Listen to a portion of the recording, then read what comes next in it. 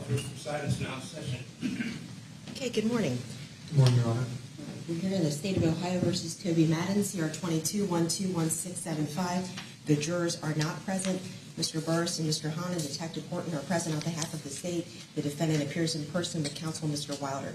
Before we bring in the jury, is there anything on behalf of the state of Ohio?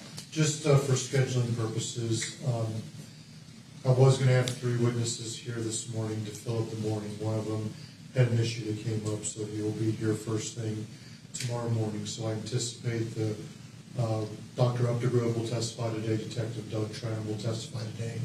I think they're probably still going to take up the majority of the morning.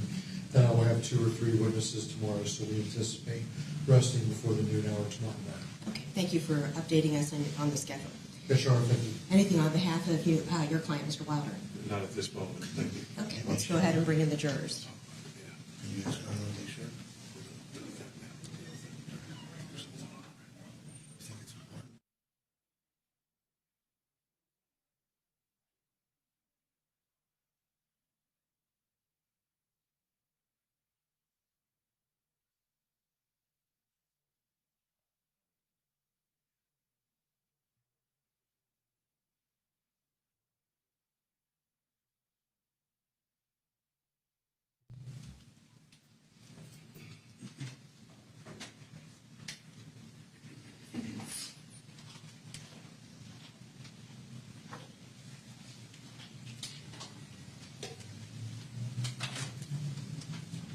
Please be seated.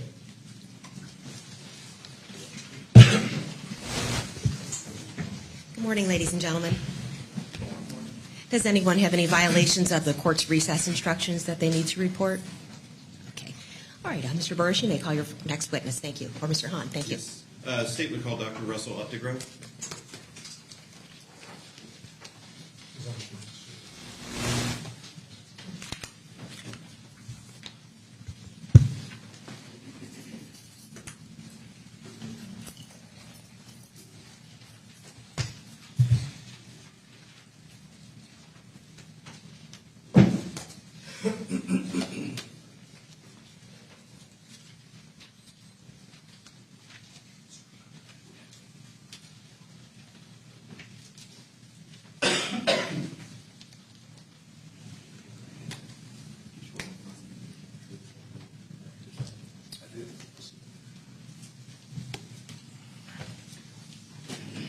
You may proceed. Thank you. Good morning. Good morning. Can you tell everyone your name and spell your last name, please? Russell Updegrove. Last name's Uptegrove. All right. And how are you currently employed, sir? I'm a forensic pathologist at the Hamilton County Coroner's Office in Blue Ash. Okay. And do you provide services to any other counties besides Hamilton County? Well, I mean, in my position in Hamilton County, we perform autopsies for some other counties, although Butler County is not one of those. However, historically, probably for about 19 years now, I've been sort of the backup pathologist here. Back when Dr. Swinehart was a pathologist, when he would go out of town, I would fill in, and now that Dr. Utz is the primary pathologist, I will fill in Butler County whenever he's out of town. Okay. All right. And so you said you've been doing that, filling in Butler County for 19 years, is that correct? Okay. And have you ever worked in Warren County? I'm actually the Warren County elected coroner. Okay. And how long have you been in that position? I was elected in 2007. All right. And could you please explain to the jury what is forensic pathology? Well, forensic pathology entails doing autopsies on individuals, typically for non-natural circumstances. I mean, people that are in the hospital and may die of cancer or complications from stroke and heart disease, emphysema, things of that nature, typically aren't reported to a coroner's office. So from forensic pathology perspective, we're doing autopsies on people that are dying suddenly and unexpectedly without any significant medical history, people who have some sort of trauma, whether it be from a motor vehicle crash or a fall, and obviously things that may involve criminal activity, gunshot wounds, blunt force injury, stab wounds, things of that nature. Okay. And you just describe to the jury what your educational background is and educational experience as it relates to forensic pathology? Yeah, I graduated from Clemson University in South Carolina, and with my undergraduate degree, and then I attended and graduated from the Medical University of South Carolina in Charleston, South Carolina. Because of my interest in forensic pathology, I completed a residency in anatomic and clinical pathology at the Medical University in Charleston, and also completed a forensic pathology fellowship at the Charleston County Medical Examiner's Office. And then after completion of my training, I relocated to Ohio in July of 1999 and started working as a forensic pathologist at the Montgomery County Coroner's Office, which is in Dayton. Okay. So how long in total would you say you've been a forensic pathologist? Well, since July of 1999, when Okay. I began working full-time in Dayton. Okay. And if you know, how many autopsies do you think you've performed in your career? Well, it might be 50 or 75 off, but it's about 8,450 to this point. Okay. All right. And have you previously been called in court to testify as an expert in forensic pathology? Yes, I've been called several times here, actually, in Butler County over the years. Okay. How many times in total? Just Okay. an estimate of how many times you've been an expert in forensic pathology in Okay. courts. Well, as far as my autopsies, I keep very detailed logs. That's why I can tell you almost exactly how many autopsies I've done. I don't specifically list every time I've testified in court, but I know prior to COVID, I averaged anywhere from 8 to 10 times a year. And obviously, from when I started to COVID, that was about 20 years. And then obviously there was a little bit of a downtime, and now things are starting to pick back up again. So it's over 200 times by now since I first started here in Ohio. Okay. And is that all of those times you testified as an expert? Has that been in Ohio or other states too? Well, since that time, the majority have been in Ohio, but because of the time when I was working in Dayton, we did contractual work for some of the counties in Indiana. So I've testified in Indiana. Just last week, or 2 weeks ago, I testified in Kentucky from an incident where someone was brought into Ohio. Testified in federal court in Columbus and federal court in Cincinnati. So I've had a lot of different experiences. Okay. Your Honor, at this time I would ask that Dr. Updegrove be declared as an expert in forensic pathology. Judge, I have no voir dire for this witness concerning his expert qualifications. There's no objection to his testifying as an expert. Thank you. All right, the witness will be qualified as requested. Thank you. Thank you. Doctor, what is an autopsy? Well, an autopsy involves an external examination where you look at the body and make note of any kind of identifying marks on the body, any type of medical intervention, personal property on the body. We photograph the body, make diagrams. The internal examination, which is the more lengthy of that process, involves removal of all the internal organs, looking for trauma, looking for evidence of natural disease processes like cancer, any kind of congenital abnormalities, anything that could potentially cause a sudden unexpected death. During the course of the internal examination, we obtain specimens, blood, urine if available, vitreous fluid from the eyes in order to be submitted for toxicological analysis to see if any foreign substances are in the body. And if necessary, some very small pieces of tissue obtained during the course of the autopsy can further be submitted to our histology lab so we could have some glass slides produced if there was something that we needed to look at under the microscope to make some sort of determination as to the cause of death. So it's an external exam, internal exam, toxicological analysis, and possibly histology or tissue analysis. Okay, thank you. I want to direct your attention to October 12th of 2022. At that time, were you asked to perform an autopsy on the body of Rachelle Brewsaugh? I was, yes. Okay. And where was that autopsy performed at? At the Butler County Morgue here in the city of Hamilton. Okay. And did you take photographs? I believe you said as part of an autopsy you take photographs. But during Rachelle's autopsy, did you photograph the body in that autopsy? Well, I personally did not take the pictures. Typically, it's either the investigator or the morgue assistant who is assisting with the autopsy is the one that actually takes the photographs under my direction. Yes. Okay. Would those photos aid you in your testimony today? Yes. If I may approach the witness. You may.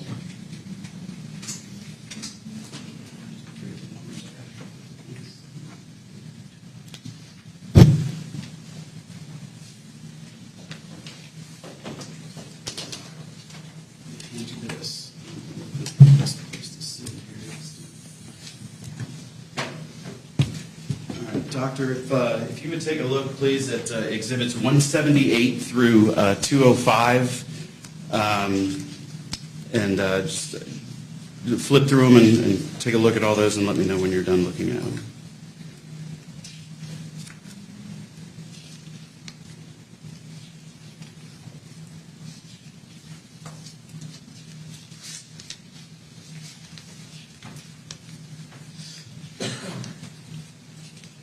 And I'm sorry, Mr. Wilder, I didn't show them to you, but it's 178 through 205 on the top. Okay, yeah, I've got them on my computer. Thank you.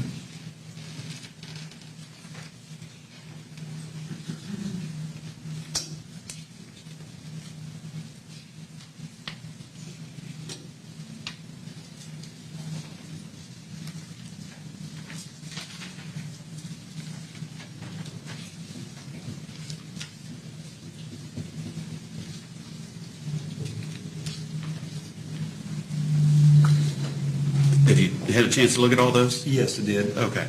And generally speaking, what are exhibits 178 through 205 photos of? These are photos that were taken during the course of the autopsy. Okay. Some of them are external photographs, and some of them are a few of the internal organs.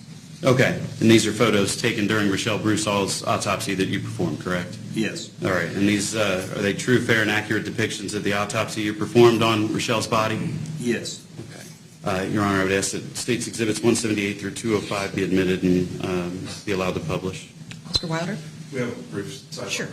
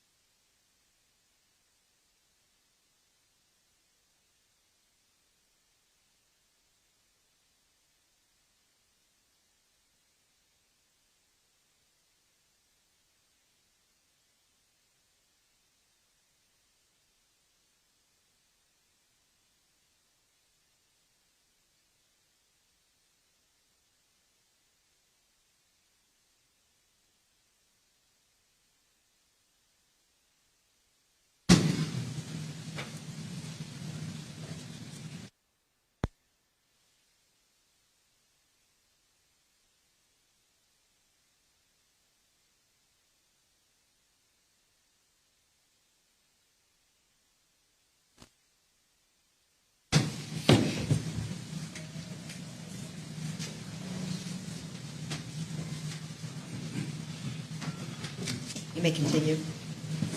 Did you, well, I guess you made the ruling on the Yes, side. I'm Okay, all right, including okay. all of the photographs except 198, for which I'm reserving ruling. Okay, thank you, Your Honor. Thank you, and you may publish those Okay, thank you. photographs. All right. Doctor, before we get to the exhibits, as part of your duties, do you create a report for each autopsy you perform for the Butler County Coroner's Office? Yes, I do. Okay. And I guess you do that for any county you perform an autopsy in, correct? Yes. All right. Did you generate a report for the autopsy of Rachelle Brewsaugh? Yes, I did. And is that report kept in the ordinary course of business for the Butler County Coroner's Office? Yes. Okay. And would that report aid you in your testimony to the ladies and gentlemen of the jury here today? Yes, it would. Okay. May I approach the witness again? This is Mr. Wild, 206. Doctor, we hand you State's Exhibit 206. Can you please take a look at that and identify Exhibit 206?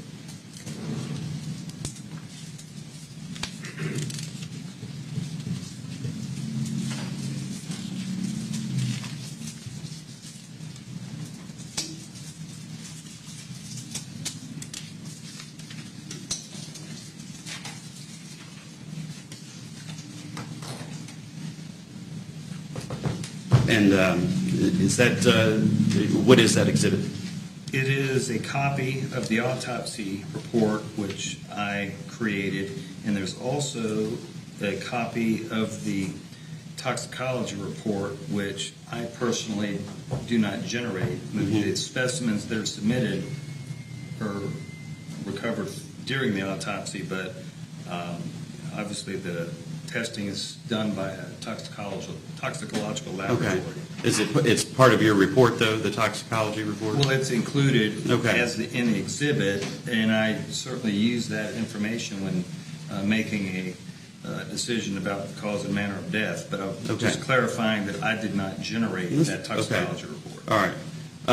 Is Exhibit 206, though, a true and accurate, fair representation of the original that you created and the toxicology report that you received to aid you in your autopsy in determining a cause and manner of death? Yes, it is. Okay. I would ask that State's Exhibit 206 be admitted and permission to publish it at any time if needed. I don't believe I will, but. I have a brief Sure. summary.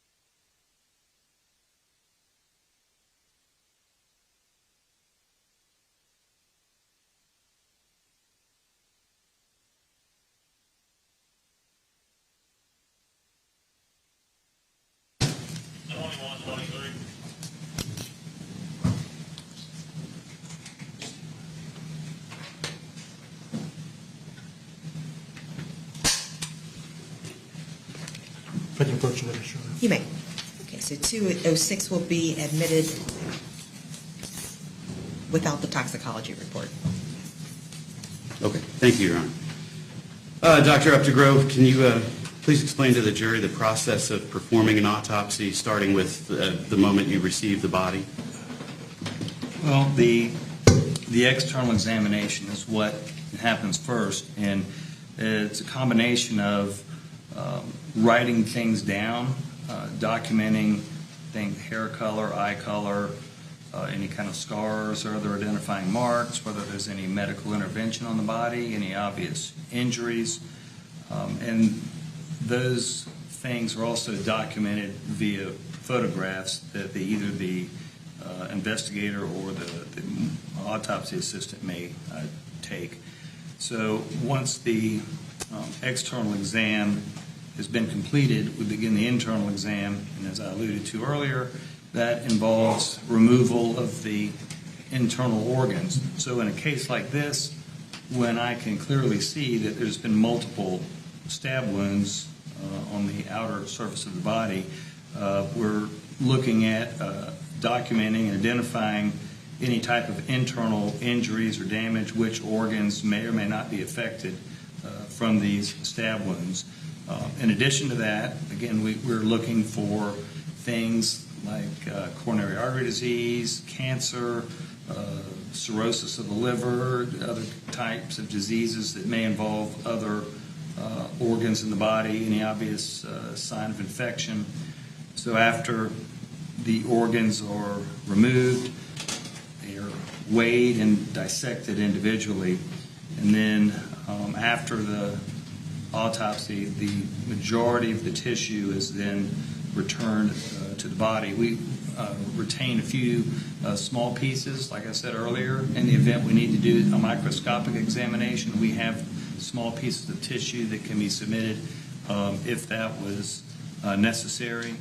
And then after the toxicology testing is completed, then the autopsy report would be finalized. So I don't finalize a report until I've got the final toxicology report to make sure that you're not surprised by some significantly elevated drug or other substance present in the body. Okay. And can you just take us through the physical description of Brewsaugh's body? She was 65 inches in height, which is 5'5", and she was 232 pounds. Again, it was fairly obvious because of the number of stab wounds present on her head, her chest, her abdomen, her arms, and there's one on her leg, on her back, that she had sustained multiple stab wounds. So again, this is one of these types of cases where just during the initial external examination, it was fairly obvious to me as far as what the cause of death was going to be. Okay. Just start showing you the photos and go through those now. You can see Exhibit 170.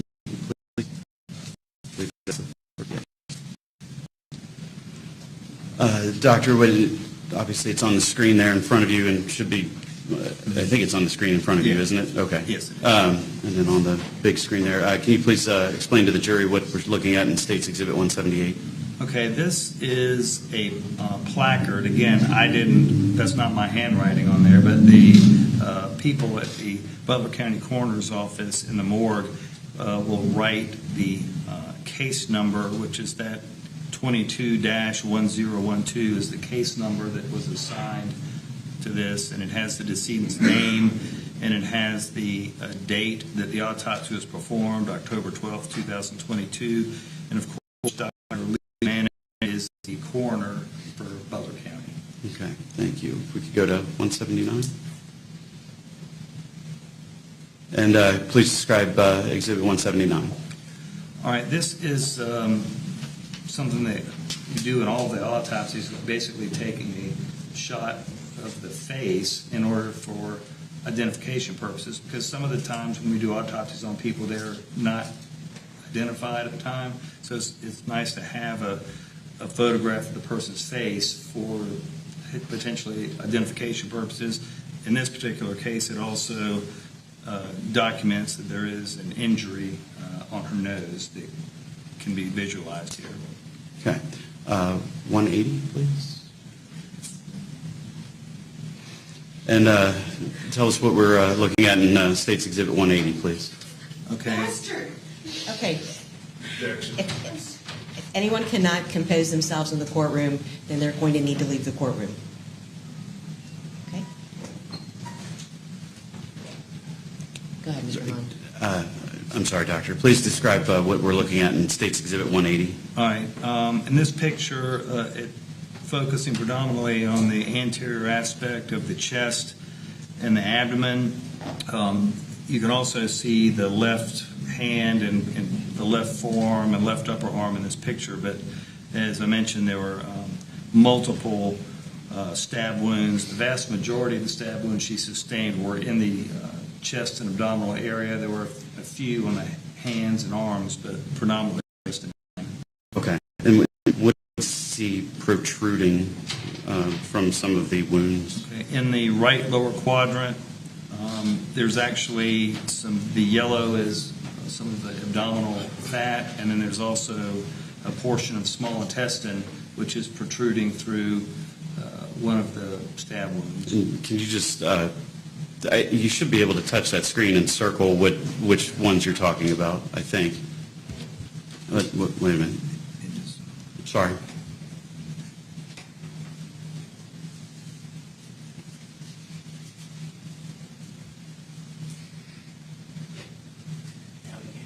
Now you should be able to.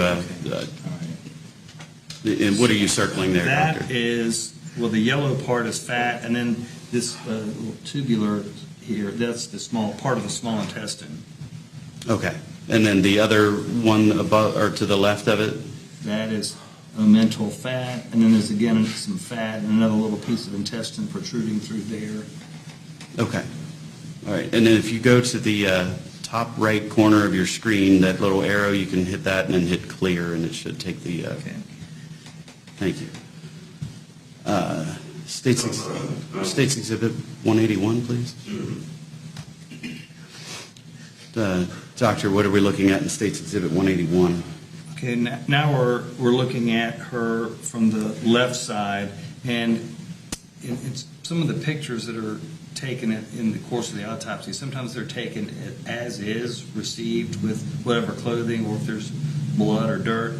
Clearly in this picture here, as compared to the last one, some of that blood that was present on her chest and abdomen on the skin has been wiped away to better illustrate the size and configuration of some of these stab wounds. So again, there's multiple stab wounds on the chest and abdomen. Again, on this left side, there's intestines which are protruding through that hole there. If you look at her left hand, there's actually some small injuries on the hand, contusion on the hand. There's another superficial wound there on that forearm. So this kind of shows you the relative symmetrical involvement of the right side of the chest and abdomen and the left side of the chest and abdomen. Okay. And the injuries on the hands and arms, do those signify anything to you? Well, I consider those to be defensive type wounds, and I believe we will see some photographs that are more close-up showing trauma to the hands and in between the fingers, forearms, locations typically seen when an individual is trying to defend themselves during an attack like this. Okay. And if I may, because I don't have a screen to point at, is that all right if I walk? Okay. Doctor, some of these wounds look darker than other ones and some look lighter. Does that signify anything to you? Well, what can happen in cases where people have sustained a large number of stab wounds, there's a couple of different things that can happen. Number one, if you sustained a stab wound that hit a vital structure like the brainstem or a large knife that damaged, significant damage to the heart, an individual could die fairly quickly. In other cases where there's multiple stab wounds, if there's not severe enough trauma to an individual organ, it's possible that the cause of death is more from exsanguination or bleeding to death, more so from an individual organ being so damaged that it would cause an immediate death.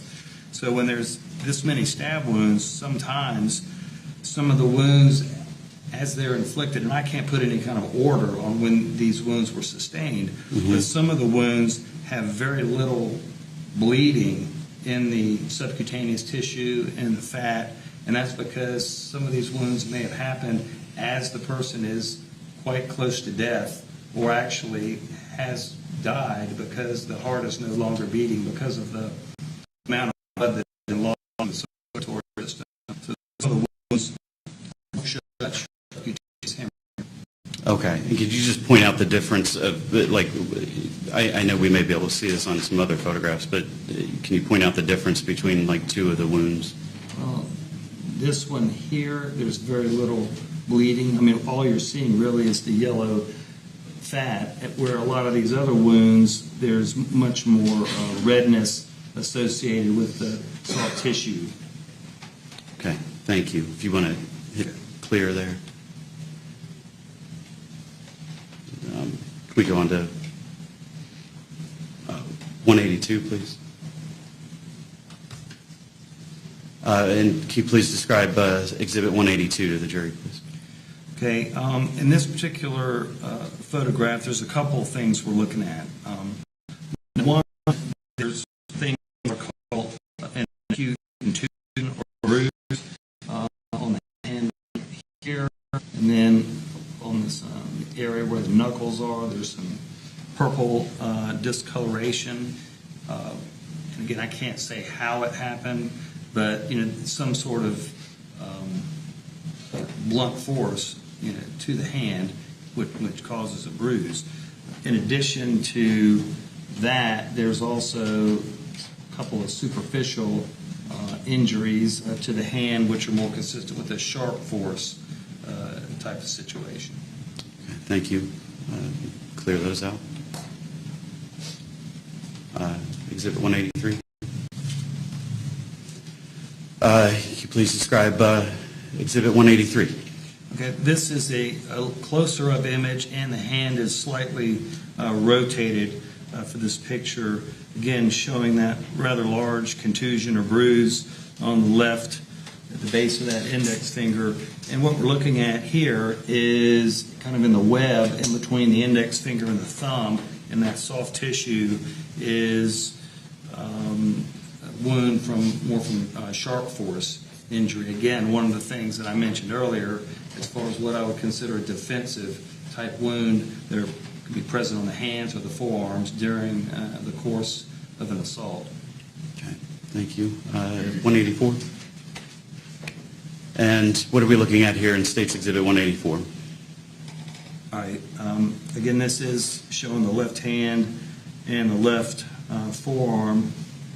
And, the thing that it's variable, when we're looking just on the chest and the abdomen, the shape and the orientation of what these stab wounds look like, they're not all the same size. Some of them are curved, some of them are more straight. So when this person is moving, that can alter what a wound looks like.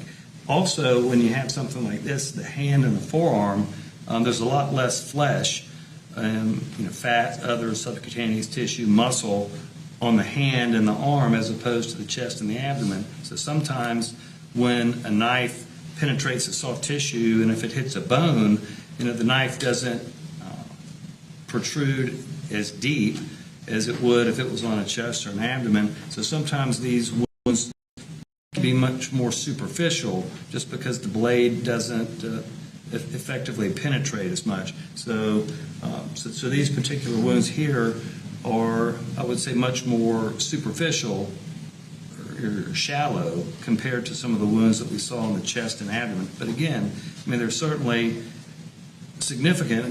These type of wounds you're not going to bleed to death from these, but it shows or indicates that this individual was alive and at the time when this assault occurred. All right, thank you. 185. And what are we looking at here in State's Exhibit 185? Okay, we've got, again, we're still on this left arm here, and again, on the forearm, there's this kind of a superficial penetrating wound here. Down here towards the elbow, this is very superficial. And then you can see here that there's this wound here is much larger and much deeper, and you can actually see there's this kind of white, shiny area, and that's actually one of the tendons, in the lower forearm, in the wrist area, and that is a much deeper injury than some of these other things that we've previously viewed. Okay, thank you. 186? Oh, yeah, sorry.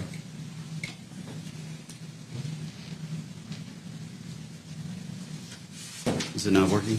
I don't have the option to, I don't have Maybe that just on tap up, just try and tap up there, it might bring it up. there. Okay. Yeah. I did. Thanks. And this is State's Exhibit 186. Can you please explain this photo? Yeah, so this is, again, with the hand being rotated, or the arm being rotated, and a little bit more close in from that last image that we saw, showing that there's this much deeper, more of a gaping type of stab wound, and has transected several of the tendons in this wrist area. And that's what you can see here, and here, and here. All right. Thank you. And if you can clear that out. 187. And what do we see here in State's Exhibit 187? Okay, again, in this image, we're closer in, a couple things. Number one, I think you could appreciate that there's a lot of variation in what these wounds look like. They're not all the same size. Some of them don't have very much hemorrhage. It's almost just yellow fat. This situation has some intestines protruding. Both of these wounds have subcutaneous hemorrhage associated with it.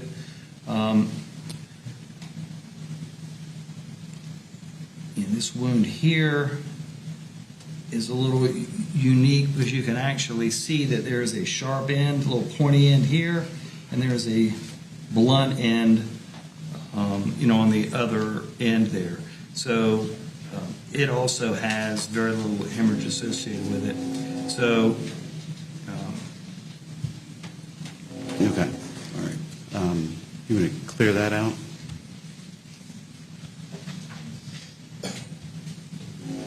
$188. And what are we looking at in State's Exhibit 188? and we're in the same basic sort of orientation, except we're a little bit more over the body. And again, some of these, like this here, very superficial, but clearly some type of sharp force injury there and right there. Here's another one of these wounds where there is a pretty identifiable blunt end here, and there's a little bit more of a pointed, sharp end there. Again, that would be one of these wounds when compared to this one, which this one here has much more hemorrhage associated with it. But like I said, I can't put any sort of sequence on when these individual wounds were sustained. Okay, thank you. 189. What are we looking at in State's Exhibit 189? Again, I didn't take these pictures, but again, this picture is another illustration of comparing this end. There's somewhat of a blunt end, and again, at the time I'm doing the autopsy, I don't have any idea as far as what type of sharp force implement was used. However, you can see in some of these that there is a blunt end, a one end, and a more pointed end opposite to that. And I think that's... Hold on one second, Doctor. Whoever's got some kind of electronic on it needs to be turned off. If another device goes off, it's going to be confiscated by the court. It's important that the jurors be able to hear the testimony. And I'd also ask that people refrain from going inside and outside of the courtroom on a regular basis. Of course, if you need to leave at some point because you can't keep your composure, you can do that, but let's try to do it quietly and not distract from the testimony. You may continue. Okay, yeah. I'm sorry, go ahead. Yeah, go This ahead. particular wound that's adjacent to this ruler, again, it's, of course, the ruler's used for scale, just to get some sort of a dimension about the size. But again, there's a blunt end here, and a little bit more of a sharp end here. In the same view here, there's another blunt end there with more of a pointy end here. But this wound has very little to no hemorrhage associated with it compared to the one in the corner. Again, It's just sort of compare and contrast. In that scale there, doctor, is that like how the two that you, or the one that has the ruler around it, like how what are the dimensions of that? That one is about 3.5 centimeters in length. Okay. And the width, I guess, would be how many centimeters, if you can The tell? width in that one is going to be about 1.25 centimeters. Okay. And again, the thing about, just to explain, there's different types of elastic fibers throughout your body beneath the skin. So it depends on how, when a sharp force injury is implemented, it depends on whether or not you're cutting in parallel with these elastic fibers or more perpendicular. So theoretically, you could take the same implement, and depending on how hard or not as hard of a stab was implemented, the shape of the wound can vary significantly based on the location on the body because of these elastic fibers, which could cause a wound to potentially gape open. So that's why some of these just look very different. And can I have 1 second?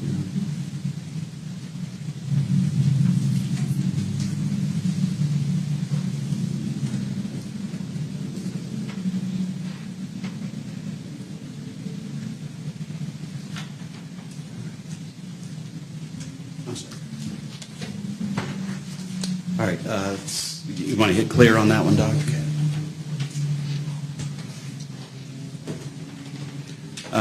180 or 190. I'm sorry.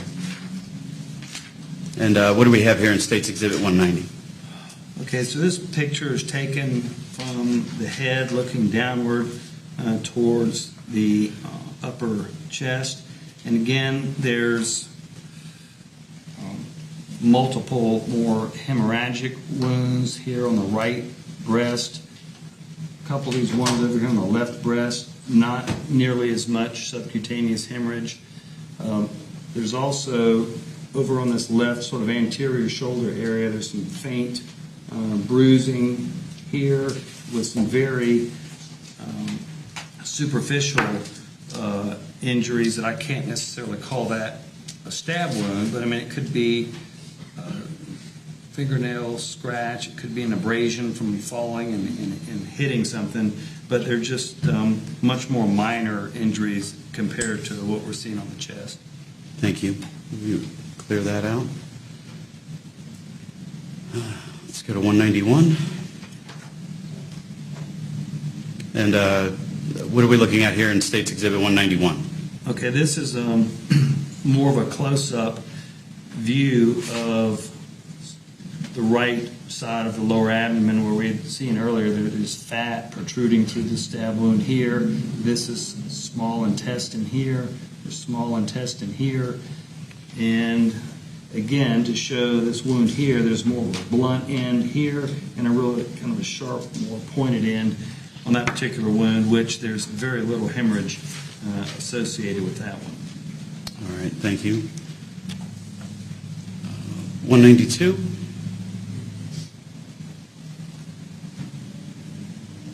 What are we looking at in this one? So now this is an image of the right hand, and very similar in appearance to the left hand in that fact that there is a contusion or bruising acutely here on the right thumb. There's another bruise you can see up here on the right kind of wrist, forearm area. And like the left hand, some of these injuries on the hand are relatively superficial compared to the types of injuries that we saw on the chest and abdomen. But again, something that really is kind of a classic example of a defensive type of injury. Thank you. You can clear that one. 193. And what do we have here in 193? Okay, this is a picture of the right arm, like very kind of a superficial type of sharp force injury, but it's also surrounded by a bruise or contusions, dark purple discoloration there. Again, that doesn't really extend just barely through the skin, so there's no significant damage beneath this wound. But again, with its anatomic location and what we're seeing here is, again, consistent with another one of these defensive type of wounds. Okay. And let's go on to the next one then. 194? Yes. What do we have here in State's Exhibit 194? Okay, this is, again, a closer-up image of the face, which we previously saw in the identification picture earlier. This injury is present on the nose. It is roughly kind of a linear type of injury, but again, it does not extend very deep. It doesn't really penetrate deep into the subcutaneous tissue. So again, this wound would not have caused any major injury or trauma, but again, it's just something that's documented, and I can't say exactly how this occurred in the course of the circumstance. But also, if you look up here just at the top of the hairline, there's another one of these very superficial type of injuries. And again, this one is located literally right against the skull, and knife wouldn't have been able to really penetrate deep, so it's very superficial. Where this thing here on the nose, there's a little bit more soft tissue on the nose as compared to this forehead, but because there is a little bit more tissue, I think that's why this one is a little bit more substantial in size. Okay, thank you. 195. And what do we have here in State's Exhibit 195? Okay, so now the photograph is now taken from the perspective of the top of the head.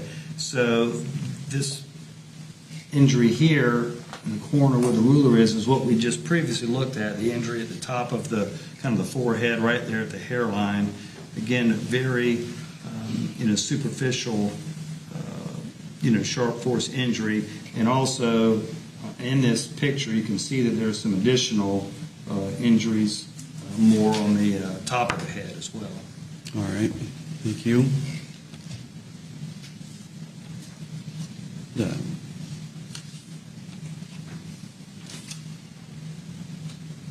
There we go. 196. Now, what do we have here in 196?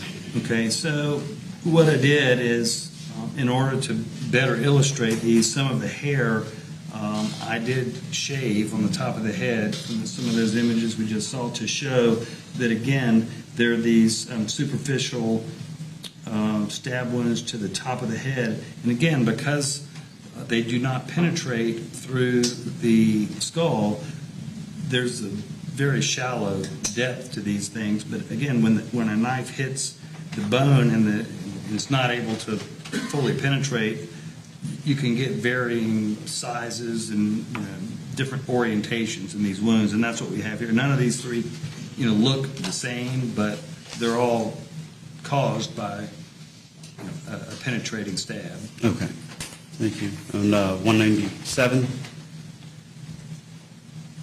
what do we have here in State's Exhibit 197? Okay. So as I mentioned earlier, the majority of these wounds were on the chest and abdomen. Some more superficial ones on the hands and forearms. Well, this is the only one that was present on the left upper back.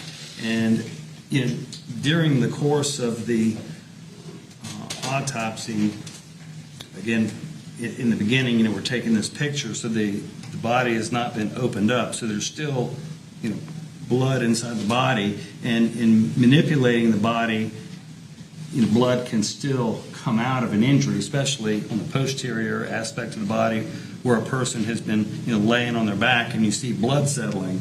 Well, that's what all this purple is. This is livor mortis, where after one dies, the blood starts to settle. So because of that amount of blood in your posterior body, this purple thing here is blood is oozing out or coming out of this stab wound. So in this particular image, you can't actually make out what the wound looks like real well because there's blood coming out of the stab wound. But that's the only one that was present on the back. Okay. You hit clear on that. And doctor, if you want to turn in the exhibit book there to 198. Or, This is, yeah, this is. Objection to the next one, Judge, just for the record.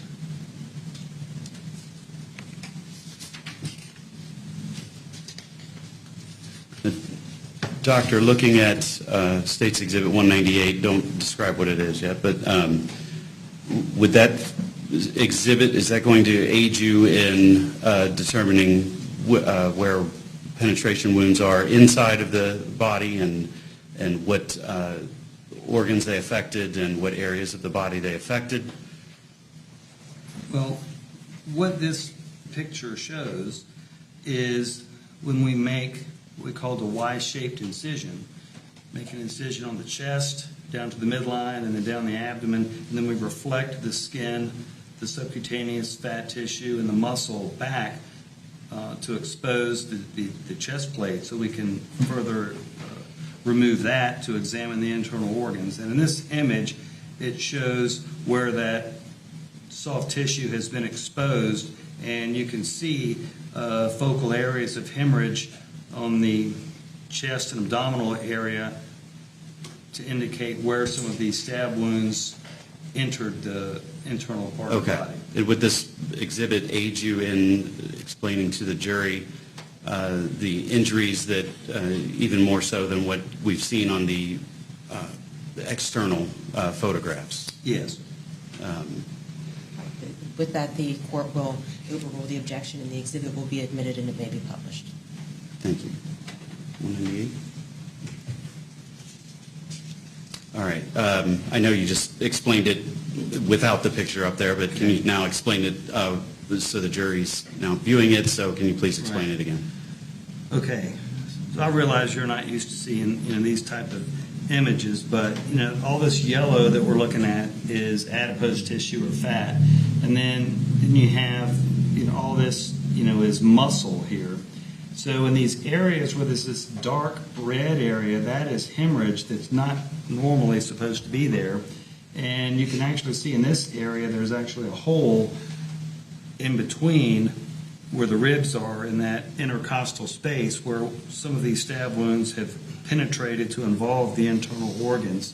And you can see some more hemorrhage over here on the right side of the chest. Again, this piece of soft tissue that is now up covering the lower part of her face, if you pull that back down, it would be in that lower chest area, and that dark red hemorrhage there normally would not be there. So again, that is an indication anatomically of where we're looking at injuries. Okay. So correct me if I'm wrong, but are all of the darker spots, like even lower than where you've marked, are those all hemorrhage spots? Yes. And then there's actually, you can see some of them in the actual omentum or the fat in the intestine. Okay. Thank you. If you want to clear that out. 199, please. And what are we looking at here in State's Exhibit 199? This is the heart. And what's significant about this, about the heart here? Well, there's a few penetrating injuries from the stab wound. Again, holding the forceps here is like a big pair of tweezers, showing that there is a hole there. And there's another injury down here on the lower aspect of the right ventricle. Right there. Those are the two that you can see right there. Okay. And would either of those alone be enough to end someone's life, or is this in connection with the other wounds? Well, or if you don't know, you don't know. Well, I mean, I'll say that, the cause of death is due to multiple stab wounds. Mm-hmm. Probably the ones that I would least want to sustain would be ones to the heart because of the nature of the importance of living, mm-hmm. to have your heart beating. So, these type of injuries with blood accumulating in the pericardial sac, which would further inhibit the heart's ability to beat, and then with blood starting to go into the chest cavities through that damage of the pericardial sac.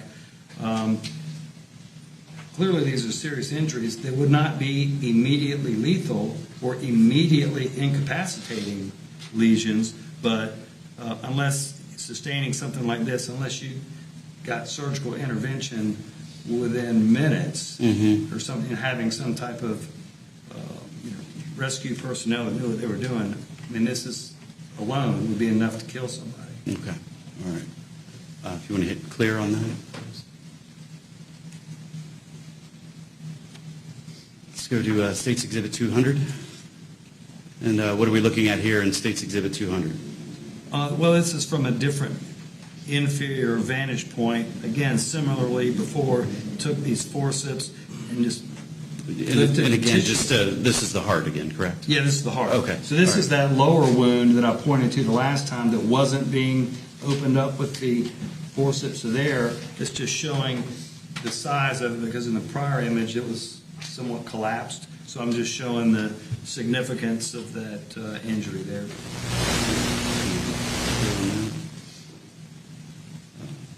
201.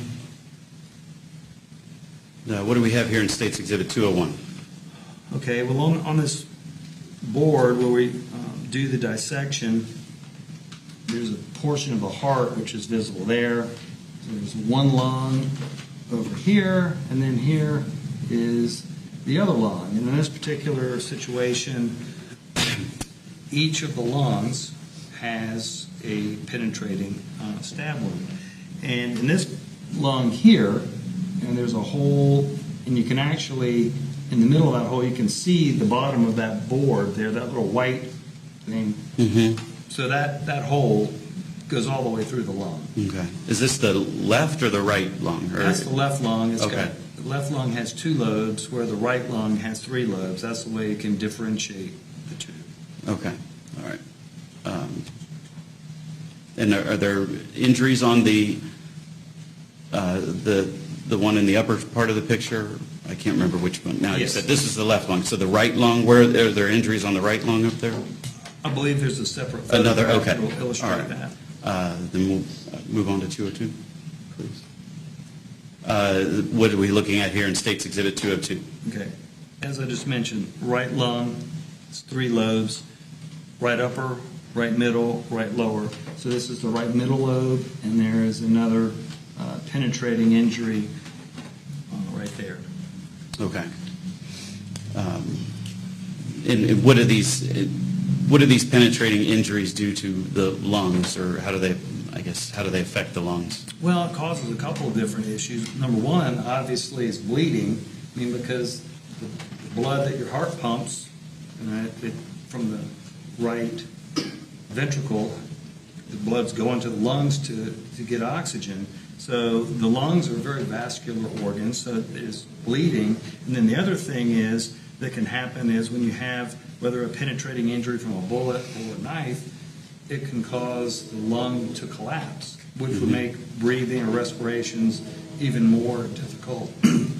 So bleeding and a potential lung collapse are issues you have to deal with. Okay. Would you like some water? I'm good, thank you. Okay, all right. You want to hit clear on that, please? 203, please. Can I get 1 second here? Yes.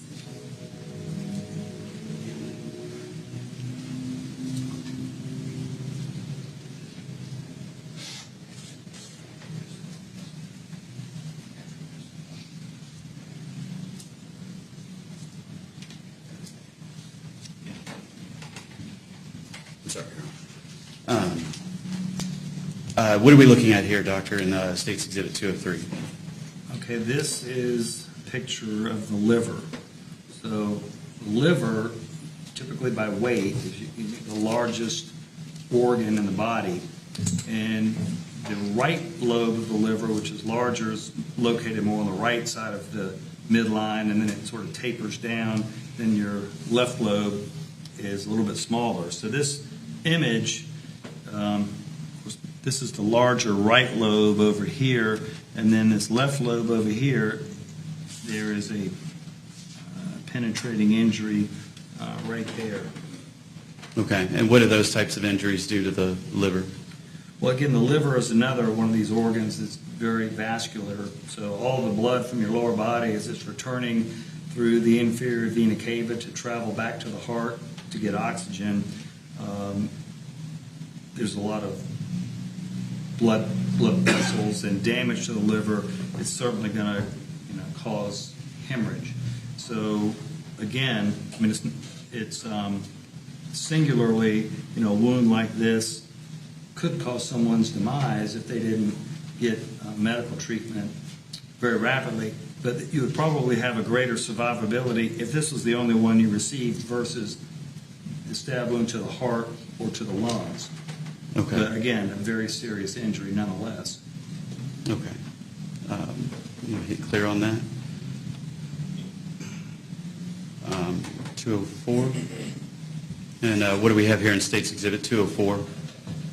Again, this is the right lobe of the liver. It's much larger, and there's a much larger kind of gaping wound here, and then a little smaller one there. There's another one down here. And as you saw from the number of these wounds that were involved on the chest and abdominal area, and with the liver being as large of an organ as it is, it really wasn't a surprise that the liver had a lot more injuries as compared to the heart or the lungs. Okay. All right. And let's hit clear. Let's go to the next one. And 205, please. And what are we looking at here in State's Exhibit 205? All right.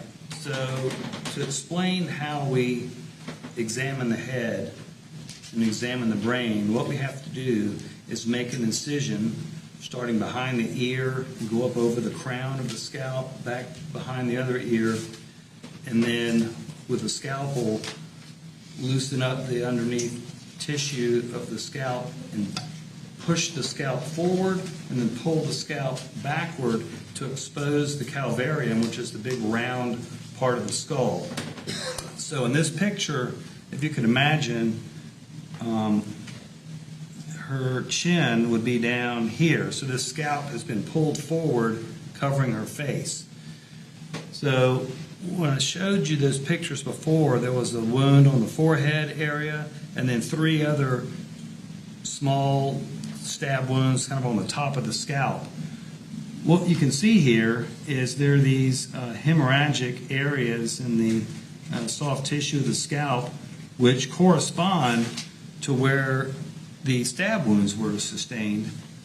And right here, you can see that there is a little defect in the outer table of the skull, or the external part of the skull. There's a little bit of that bone is chipped away, and this is in proximity to where this damage here is on the scalp. If you pull the scalp back, so this is going to be overlying that. So as I mentioned earlier, once I did the subsequent removal of this calvarium, exposed the brain, there was no penetrating injury to the brain or any significant brain hemorrhage. Again, it's not an easy thing to do, to be able to stab an individual and make the knife go all the way through the skull. But this is just documenting that this was forceful enough that it did cause the outer part of the skull to have this defect in it. All right. Thank you. Doctor, what is a blood card? A blood card is something that is routinely done at the time of autopsy, where we'll take part of the decedent's blood and put it on this card, which can be retained for DNA analysis if it was to correlate to a crime scene, if it had to do with the paternity issue, for males, obviously, that were warned about paternity. So it has multiple uses, but it's a way that subsequent studies can be done long after the person has been buried. Okay. And did you create a blood card for Rachelle Brewsaugh? That is something I don't personally do. The Or autopsy was assistant one created for her? As far as I know, yes. Okay, all right. And then those blood cards are, do you know, if you know, did the Hamilton Police Department take that blood card? I honestly, I don't know how, after it was created, I didn't know what happened to it since then. Okay, but that's also, so that's used to determine someone's DNA? Yes, it can be, yes. Okay, all right, thank you.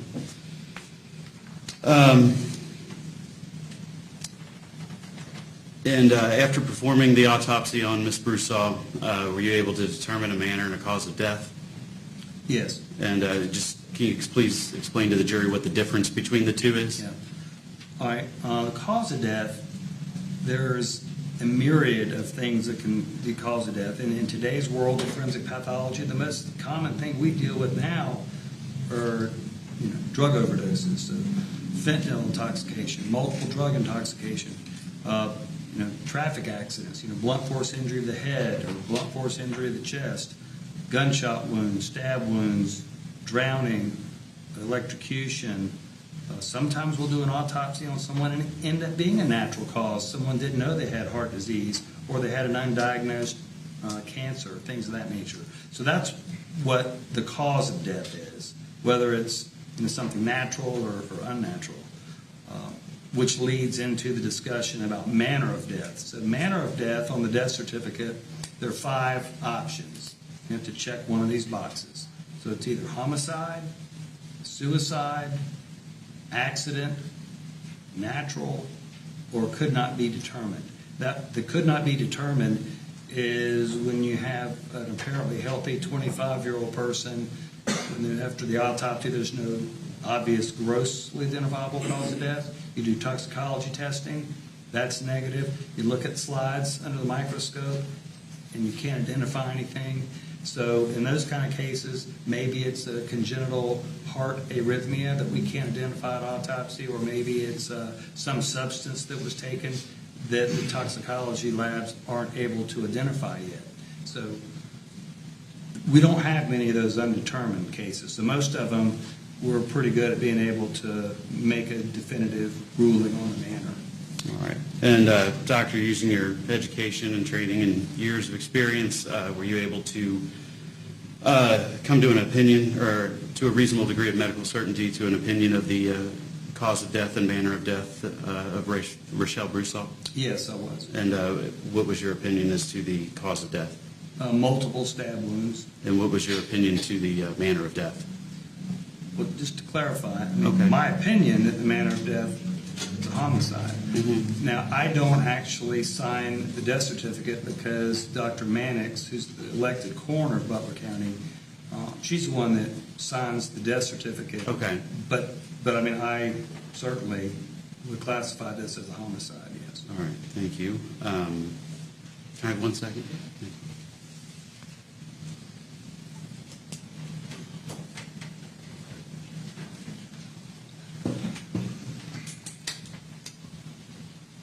Doctor, I do have one other question. When you performed this autopsy, can you tell a jury about the internal bleeding you saw, and was there a lot of blood in her body or not in her body, or Right. can you explain that, please? Yeah, well, what I attempt to do is when we have anything where there's some kind of blunt force injury, attempt to measure any quantifiable blood volume that's in the different cavities of the body. And in this particular case, there was, and I say approximately 900 milliliters of blood, or almost a liter. 1,000 milliliters is a liter. So almost a liter of blood in the right chest cavity, 700 milliliters in the left chest cavity, and then another 100 in the pericardial sac, which is the sac that surrounds the heart. So just adding that up, that was 1,700 milliliters or 1.7 liters of blood that I was able to recover from the cavities. Now, obviously, there's still blood in her body, as you could see from that picture. We had her rolled over on her side to show her back. There's still blood that's coming out of some of these injuries. So I can't say how much blood was still in her soft tissues and muscle, but at least I was able to document how much was present in her internal cavities. Okay, and just how much blood is in a person's body as you sit here today, or roughly? Well, I mean, it's going to vary based on the size of the person, whether they're well hydrated or not. I mean, you're talking about, possibly 4 to 5 liters of blood. Okay, all right. Thank you. I think that's all I have. Thank you, Doc. All right, thank you.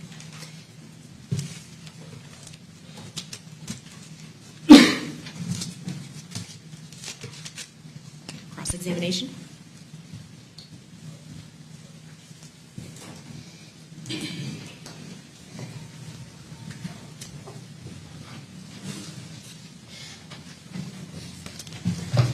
Good morning, Doctor. Good morning.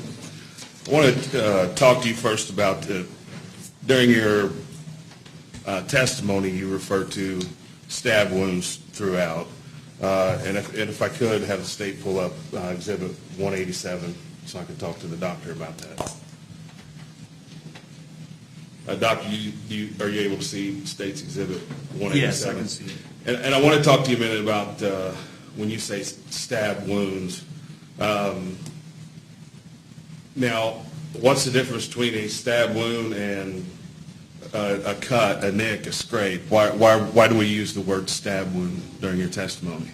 Well, typically, you're right, there are different terminology. A stab wound is typically a wound that's deeper than it is on the surface, where an incised wound, where someone has had their throat cut, where the wound is longer on the surface than it is deep.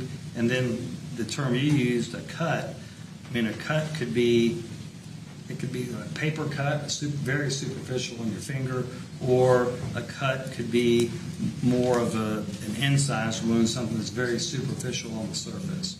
Okay. Well, the reason I ask, if, for instance, if I'm working in my garage with a cutting knife, cutting up cardboard, and I slice my finger, I don't walk in and go, I just stabbed my finger. Stab seems to connote that you know exactly what caused these injuries and how they were. Is that what you're trying to tell us today, that you know exactly how all this occurred and what caused these injuries? Well, the majority of the injuries are stab wounds because they're deeper penetrating injury than a more superficial incised wound, or even if you were in your garage and you cut your finger, that would be more of an incision. If you think of the term like surgical incision. Okay. So there are some of these things on her body, which I alluded to earlier, that they were so superficial, whether it was something that occurred and a couple contusions that could be associated with a fall or just some sort of glancing injury. But I mean, I've done enough autopsies on people that had sustained multiple stab wounds, and I'm familiar with what the variable appearances that some of these stab wounds may have, even if the same implement was used. Some of these you described as superficial. Were you including those as one of the 55 stab wounds you noted in your report? Some of them, no. Give us an idea on 187, and I'm talking about, obviously we can tell some of the bigger cuts here, but some of these smaller portions of her body, which you consider a stab wound, some of the smaller ones. You want me to start pointing out stab wounds? Yes.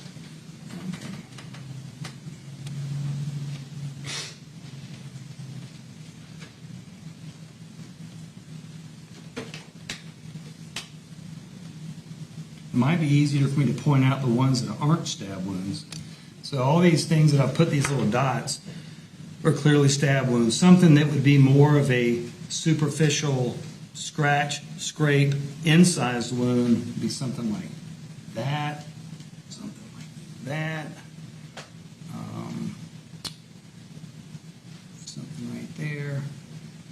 I mean, so in this picture, I mean, the majority of these things are stab wounds. There's a few that, like I said, an incised wound typically is something that's longer on the surface than it is deep, that I wouldn't classify as a penetrating stab wound. So there's a few in this particular image that I did not count as a stab wound. Okay. And I guess I also want to talk to you, when we hear, it's common when we hear the word stab, we think of things going directly into the body.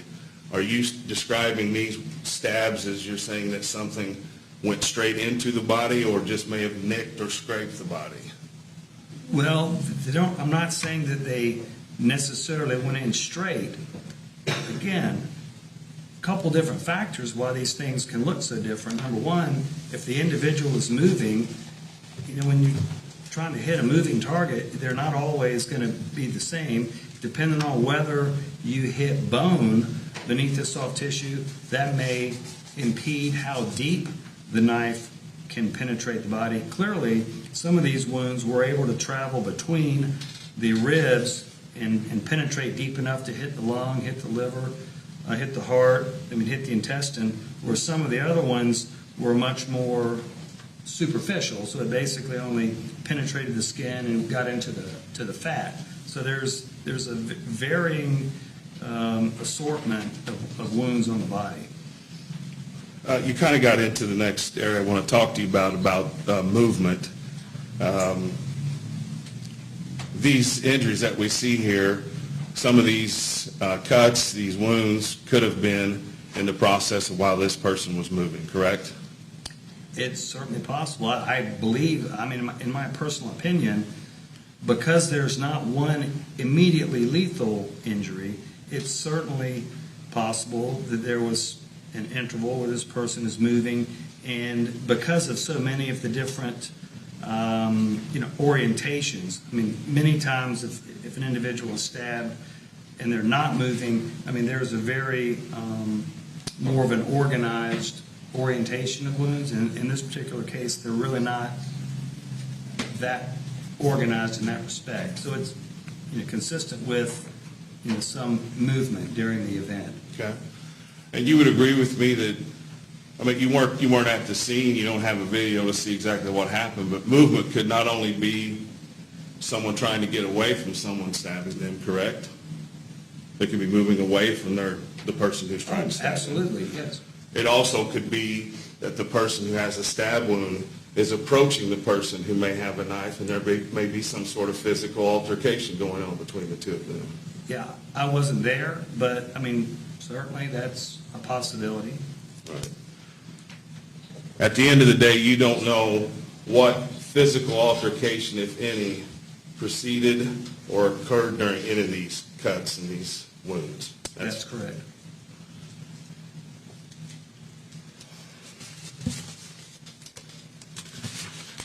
You talked about liters of blood, and obviously, a bigger person has more blood. What's I think you said Rachelle was 230 pounds. Do you have, based on your experience, your background, your training, approximately how much blood she would have as a 230-pound female? Well, it's hard for me to, kind of in general, I think I previously stated, 4 to 5 liters, for a full-grown adult, but obviously someone who's 7 feet tall versus someone who's 5 feet tall, and then depending on their body habitus, some could have more, some could have less. Like I stated earlier, I measured what I could that was in the body cavities, but one of the things that you look at when someone has had a significant blood loss, we look at the kidneys, because there's a phenomenon called shock kidney, because what your body does is, in an attempt to, when you're actively hemorrhaging, you start shunting blood from your lower extremities and your lower half of your body to try to keep blood going to your brain, try to keep blood going to your lungs so you can continue to try to oxygenate. And in some of those cases, people's kidneys can be really, really pale. when they've literally exsanguinated to death. In this particular situation, her kidneys were not really pale like you would see in a shot kidney. So she did lose a lot of blood, but I think it's undeniable that because of where her injuries were, it affected the ability of her heart to adequately pump. Blood was starting to accumulate in the pericardial sac surrounding her heart, and she's going to potentially have collapsed lungs because of the damage to the lungs. So although she does have a lot of internal hemorrhage, I didn't sort of rubber stamp this and say that, call it an exsanguination, because of the loss of the functional ability of her to adequately breathe and then perfuse her tissues because of the damage to her heart. Does a 230-pound woman have the same amount of blood as a 130-pound woman? Let me ask it that way. I would say that the larger woman would most likely have more blood than the smaller woman. And I myself, 40 pounds heavier than the person in this, would you guess that I may have more blood than the Rachelle? Probably, yeah. Okay. If the state could pull up Exhibit 33, please. It's already been admitted. 33. Doctor, I'm showing you where Rachelle was found in the home. This is the crime scene. Based on the amount of blood that would have been in her body and all the injuries that you've shown to us, including something on the wrist where it was so deep that it went down into her tendon, does it surprise you that we don't see more blood in this picture? Well, honestly, I would expect to possibly see more blood than what I'm seeing here. I mean, obviously there's blood on that cardboard box, there's blood on the floor, blood on the rug. There's some degree of blood on her clothing. Of course, it's a dark shirt and she's wearing kind of darker pants. But, I mean, sometimes in these cases there are sometimes a large, like, coagulated pool of blood, and I don't see that in this particular case. Well, right, and particularly with around her wrist, we were shown a picture where you said the white part of that was basically so deep we're looking at tendon. We see both of her wrists in this picture. Would you expect, based off the injury you see later on, that there would be more blood near her wrist here? Well, the thing that I can't answer is, and I alluded to it earlier, I can't tell you the sequence of the injuries that she sustained. Clearly, I think that one was an antemortem wound, meaning that she was still alive because of the relative amount of soft tissue hemorrhage that was present in the wrist. But I don't know if that's one of the wounds that happened later in the assault, once her blood pressure had been significantly diminished. I mean, there is more blood on the adjacent on the floor by the left as opposed to the right, but again, not a huge pool. Okay. You can go ahead and clear the picture off, please. When I think you talked about this a little bit, but all the pictures that you testified about today, her body appeared to be, when I say clean, it doesn't. Let me strike and rephrase this. When her body was presented to you, was the skin that was untouched by any wounds, was it just covered in blood and smeared with dry blood? I mean, not a tremendous amount, but it's one of the, I think probably the first picture that showed her chest and abdomen. That was one of the unclean pictures because there was dry blood there, and then the subsequent picture that showed, I believe, the left half of her body, you could tell a difference because that one had been cleaned, but it wasn't like her body was just completely covered in blood. Okay. Did you yourself do any cleaning of the body in order to examine the wounds? I don't do the cleaning of the body. Were you made aware of how much blood was on her body that needed to be washed away in order for you to do your autopsy? Well, I saw her before that occurred, but I didn't actually clean her body myself, but I saw the condition that she was in on those initial photographs that were taken. Okay. Next, I want to talk to you. You used the word during your direct examination. You referred to defensive wounds. When you do your autopsy, is there anyone from law enforcement that's present when you're doing that autopsy? Sometimes there are. Do you recall if someone from this examination of Rachelle, there was someone present?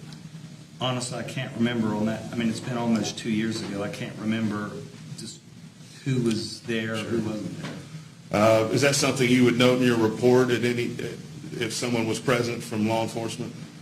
Not necessarily, because, I mean, there have been other occasions where sometimes a police officer will walk in halfway through a case or, stay for 10 minutes and leave. So it's one of those things that I don't,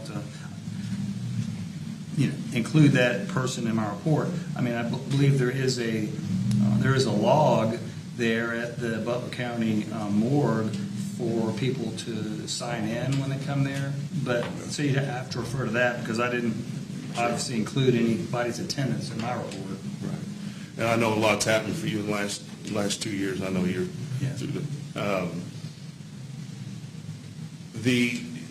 Did you get any information on this case? Does anybody provide you, hey, this woman's coming in, may have been stabbed? Did you have any information about the background of this case or the investigation? Well, basically, when I was called to come to perform this autopsy, I mean, I was told that we have an individual who's sustained multiple stab wounds, and it was being investigated as a homicide. So that was basically what I was told. Okay. But you don't get any information about who may have done it or how she's found or anything like that, are you? Well, I mean, they typically they're not telling me who did it unless it was witnessed by other people or someone has admitted to doing it. I mean, obviously the police have to do their investigation and they've got suspects or whatever. But at the time I did the autopsy, I did not know that there had been any definitive determination as to who the perpetrator was. Okay. You described some. We're going to keep talking about this defensive word that you use with regards to the hands, but you could also get under someone's fingernails and maybe find their DNA or their cells to suggest someone was clawing at someone who may be trying to stab them. Could you not do that? Potentially, yes. And that would maybe indicate something was defensive. Is that fair? Yes. All right. If the state could please pull up 182.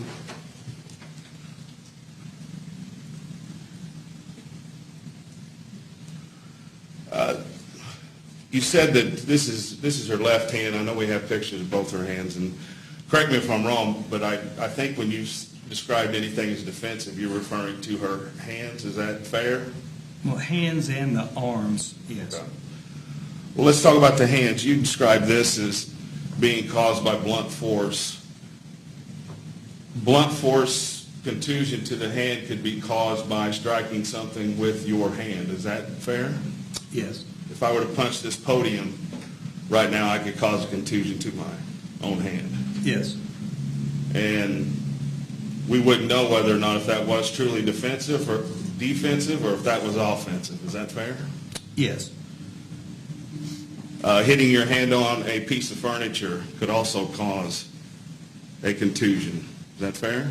Yes. If you're struggling with someone and you fall to the ground or your hand hits something hard, that could cause a contusion on your hand as well, correct? Yes. Also, with some of these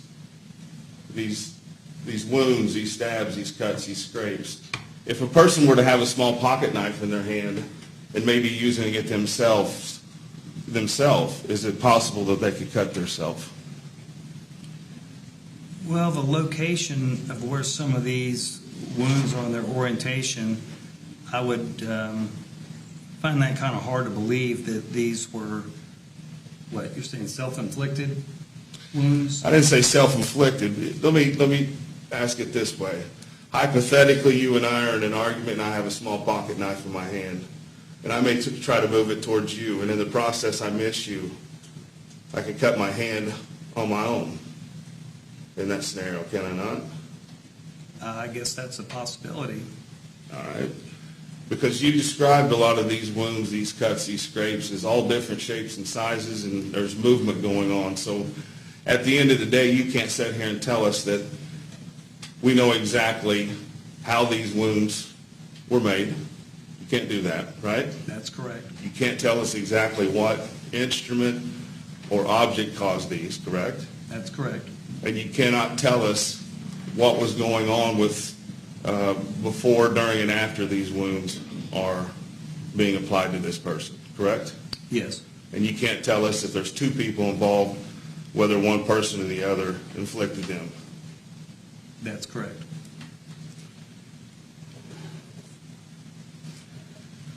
Were you ever provided a photograph of knives collected at the scene for comparison with these wounds?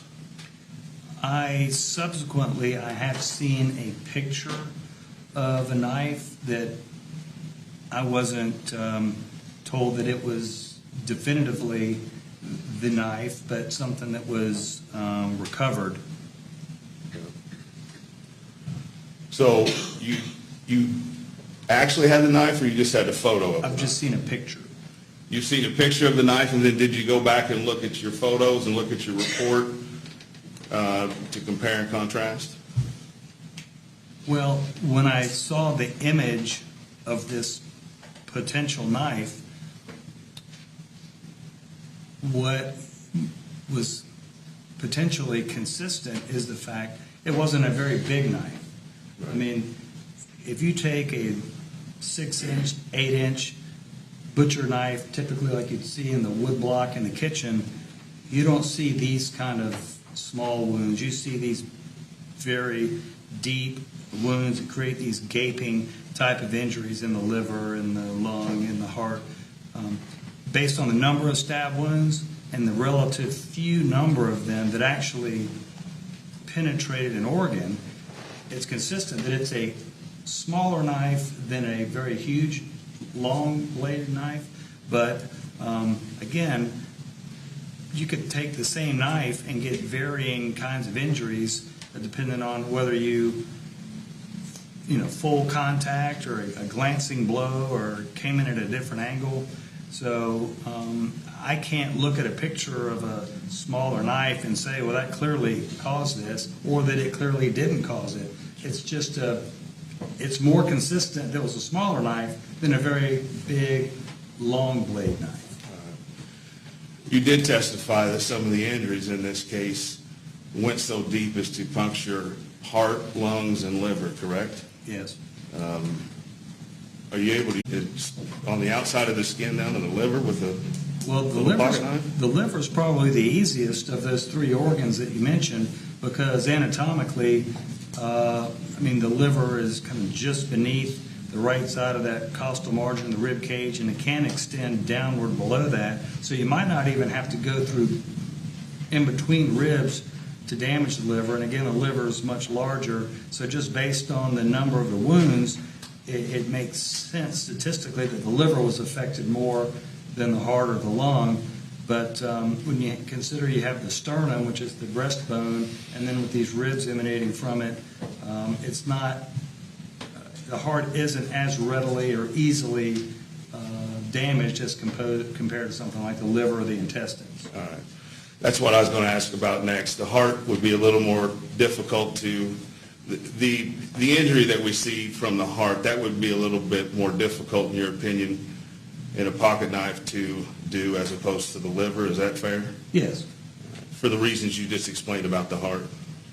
Is that yes? Yes, please. Okay. Yes.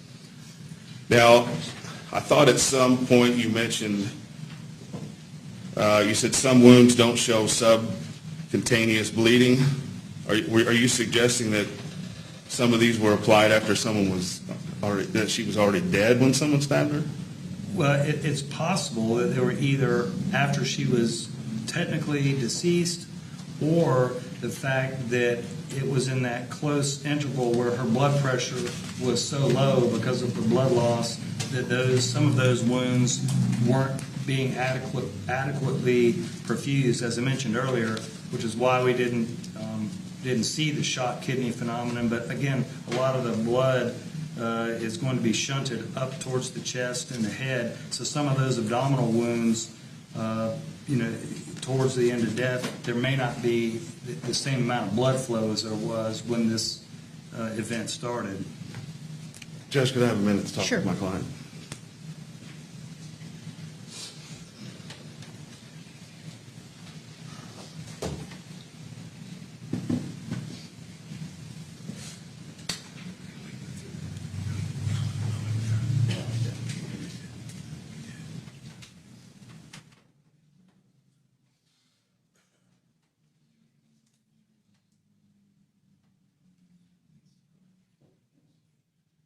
Judge, no further questions. All right, thank you.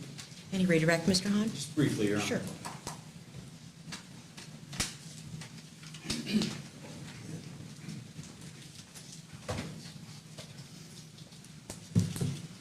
Doctor, I just want to talk about the piercing of the heart. Would you consider that a larger wound to the heart or a smaller wound to the heart? There were very small wounds, but again, that's probably the most critical injury sustained in this case. So there's 3 different penetrating injuries to the heart. Okay. All right. I think that's all I have. Thank you. All right, thank you. Anything else? Yes. Doctor, could a knife that folds and unfolds without a locking mechanism cause these injuries?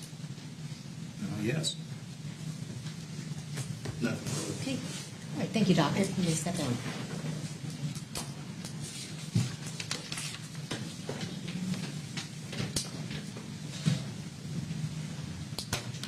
Okay, at this time, I think we'll take our mid-morning break. It's about 10:40, so we'll come back at 10:55. Please remember my recess instructions.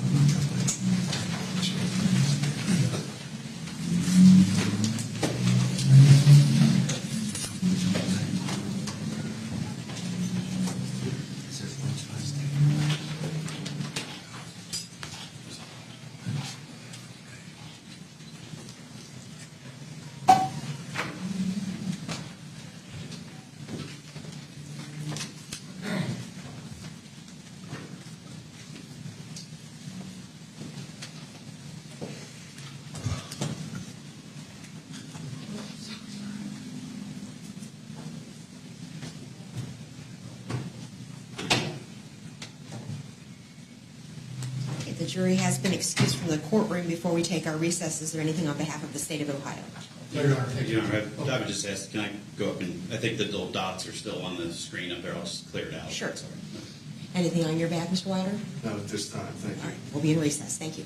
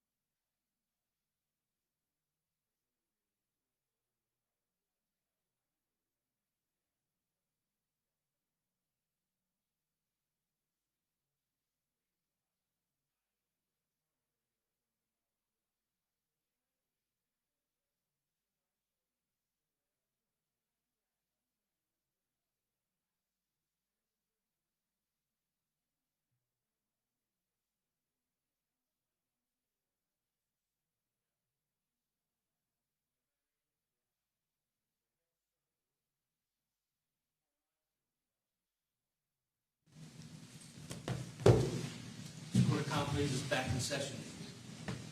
Okay, we are back on the record in State versus Madden. The jurors are not present. Mr. Burris, Mr. Hahn, and Detective Horton are present on behalf of the state. Mr. Madden appears in person with counsel Mr. Wilder. Before the jurors come in, is there anything on behalf of the state of Ohio? No, Your Honor. Anything on behalf of the defendant? Not at this time, no. Very well. Let's bring in the jury.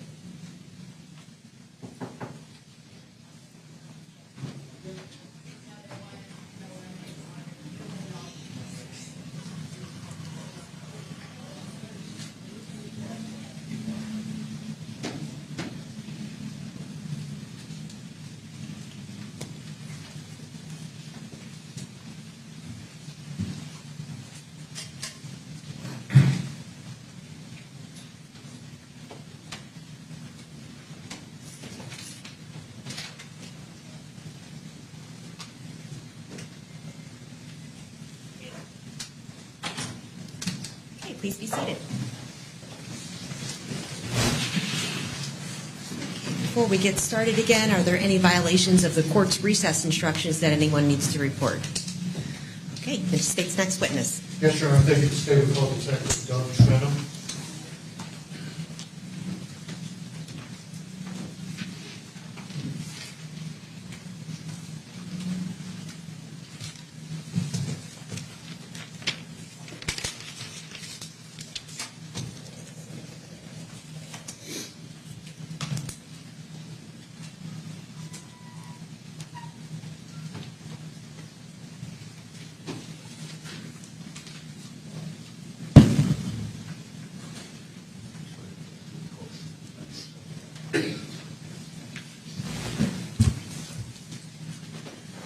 You may proceed, Mr. Burris. Yes, Your Honor. Thank you. Good morning, sir. Would you please state your name for the record and spell your first and last name? Yes, my name is Doug Trenum. That's D-O-U-G. Last name T-R-E-N-U-M for Mary. Okay. And how are you currently employed? I am a detective with the City of Hamilton Police Department. And how long have you been, let's start with this, how long have you been a police officer with the City of Hamilton Police Department? A little over 10 and a half years. Kind of take us through your journey, if you would, being a Hamilton police officer. Tell us where you first started off in the different ranks that you have had. Yes, so I was hired January 2nd, 2014 as a patrol officer with the City of Hamilton Police Department. And to be a patrol officer, what did you do? I responded to calls for service, 911 dispatches for assistance, made offense reports, conducted arrests, and assisted with other investigations if Vice and Detective Bureau needed assistance from uniformed officers. And then where'd you go next? I was promoted February 17th of 2020 to the rank of detective, where I was assigned to the Investigations Bureau. Okay. And then I'll have you describe your detective duties here in a second. So then what rank did you get next? After detective, I was then promoted in August of 2023, last year, to the rank of sergeant. Okay. And what did you do being the rank of sergeant at the City of Hamilton Police Department? I oversaw patrol officers assigned to the road and assisted with mid-level management duties of patrol officers. Okay. And now you're back to being a detective. And now I'm back to being a detective. Tell us how and why that happened. I decided to take a voluntary demotion to return back to the Investigations Bureau because I really enjoy this aspect of law enforcement. Okay. And what are your duties being a detective with the City of Hamilton Police Department? So I'm assigned to investigations. At City of Hamilton Police Department, we are classified as general detectives, so I handle a wide range of cases involving various offenses of various penalty levels.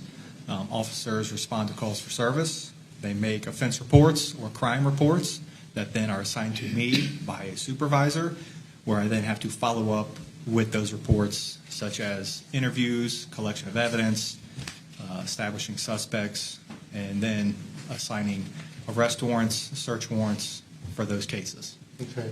And if you wouldn't mind educating the ladies and gentlemen of the jury here some of the training and education that you get involving your rank as a detective. So when you're first hired, you go through a basic investigations course, a new detective criminal investigations course, if you would, to better understand what it is to be a detective versus a patrolman. I then went to an interview and interrogation course to be able to understand more thoroughly how to conduct interviews and interrogation of suspects that detectives usually perform, not necessarily uniformed officers. And then lastly, one of the requirements, initial requirements, is I attended a 2-week homicide investigation course through the University of Louisville at their Southern Police Institute. Okay. And I assume that you probably continue to go through educational type courses during the time that you've been a detective? Correct. I have elected to do so. Okay. And tell us about some of the courses that you have gone through or some of the programs that you have done. So I have a couple different certifications in crime scene photography to better understand how to photograph crime scenes and to properly document them. I also hold an evidence technician certification. That was a 2-week course to be able to understand the proper procedures to collect evidence, identify it, further photograph it, and then prepare that evidence to be submitted to a state crime lab. I've also received certifications in shooting incident reconstruction to understand trajectory of projectiles and try to determine their flight paths.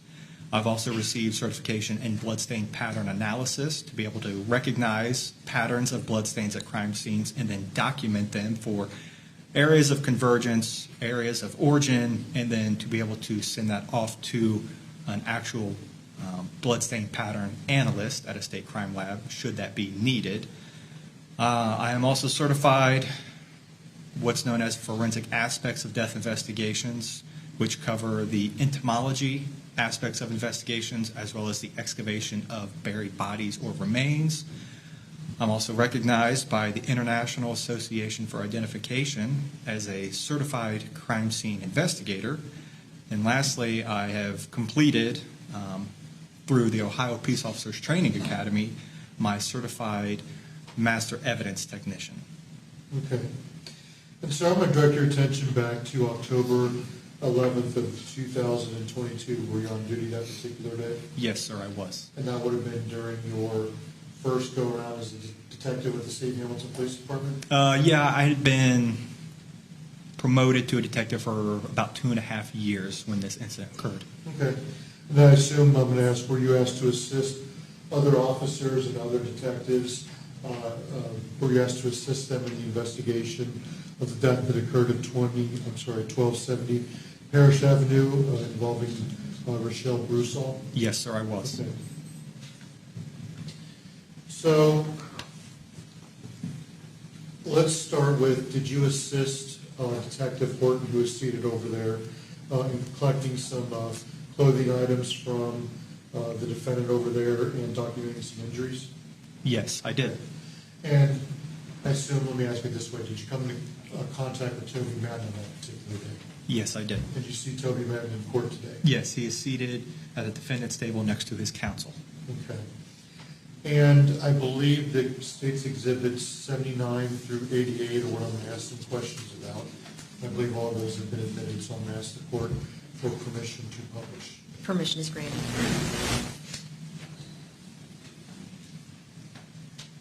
And if you would, Detective, what is it that we're looking at in States Exhibit 79?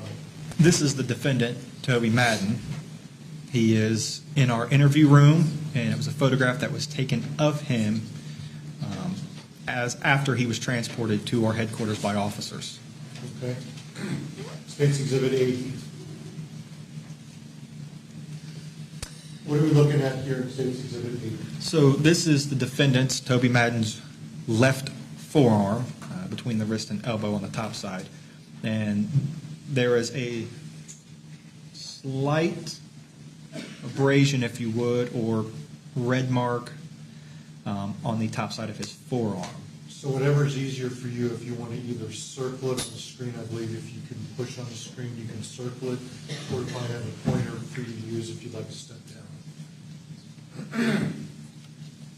There is a red abrasion, a linear abrasion, if you would, within that area that I observed. Okay. Is it safe to say that that abrasion was more prevalent looking at it as opposed to taking a photograph of it? Yes. Could you see it better in person? I guess I should say it that way. Could you see it better in person than we're seeing it on the photo? Yes. Okay, thank you. You're welcome. Can I believe if you touch the top right corner of the screen, I think that will allow you to clear it?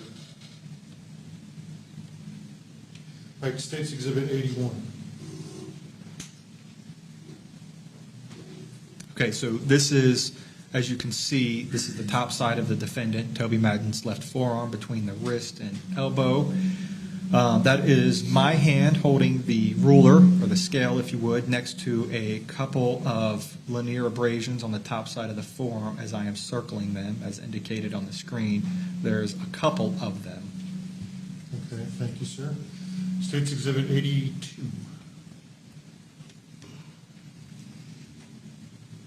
Again, this is another mark that was on the defendant's arm. This is his right arm on his forearm between the wrist and elbow.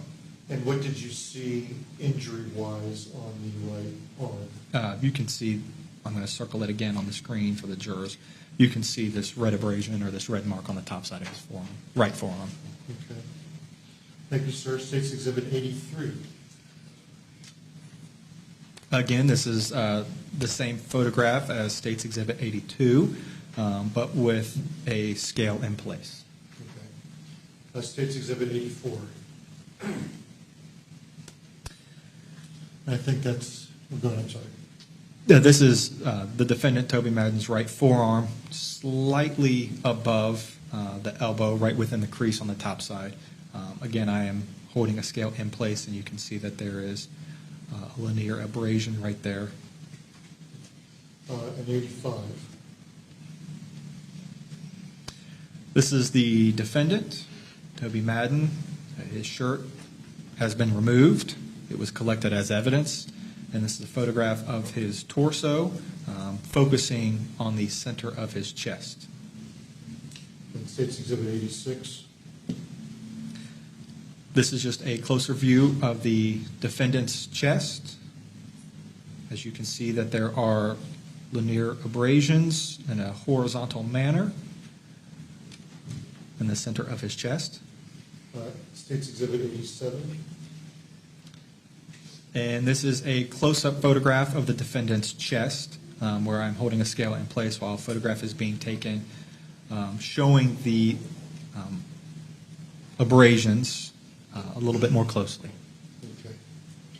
And State's Exhibit 88. This is the lower left backside of the defendant, Toby Madden, where you can see that there are a series of linear abrasions that are horizontally positioned with a scale in place that I am holding. Okay. Thank you, Detective. During your interaction with Mr. Madden on October the 11th, did you attempt to get any fingernail clippings or fingernail scrapings from him? Yes, I did. Okay. And I would assume that you had to get a search warrant in order to try and obtain those? Yes, I did. I obtained a search warrant was obtained, and then I executed it to obtain the fingernail clippings and scrapings from the defendant. And if you would go ahead and educate the ladies and gentlemen of the jury, what is a search warrant? A search warrant is where we have to outline to a judge of the common police court why we have probable cause in order to take some item or property, whether it be an actual physical property from a residence or a vehicle, or to take DNA in some various form, could be blood, could be mouth swabs, or it could be in the form of fingernail clippings and scrapings from a person. Once we then outline our probable cause in an affidavit to a judge, it is up to them to make the determination if we have reached that level of probable cause to execute the search warrant and obtain that property. Okay. And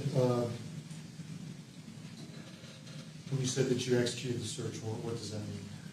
I collected the defendant's fingernails, clippings, and scrapings from both his hands. Okay. And just tell us how it is that you go about collecting fingernail clippings and fingernail scrapings. So you collect them separately from hands. And you use, for scrapings, you use a wooden dowel rod, and you scrape underneath the fingernail of each finger and place the dowel rod and any scrapings into an envelope. You do this over top of an envelope, so that way if there are any scrapings or things that fall from underneath the fingernail, you can collect them. You do that same process for the right hand, and then you can go back and you use fingernail clippers and take the fingernail clippings from each finger of the left hand, put that in an envelope with the clippings and the clippers, and then you do the same process for the right. Okay. Is that the process you undertook in this particular case? Yes, sir, it is. And why is it that you were interested, or why is it that you wanted to get fingernail scrapings and clippings from the defendant? I wasn't necessarily interested in his DNA being located. I would suspect that it's from his person. I was attempting to locate any of the deceased victim's DNA within his fingernail clippings and scrapings. Okay. And I assume you do not do any tests on those. You're required to submit those to BCI? Yes, sir. Okay, and we're going to hear from BCI tomorrow, but what is BCI? BCI is the Bureau of Criminal Investigations and Identification.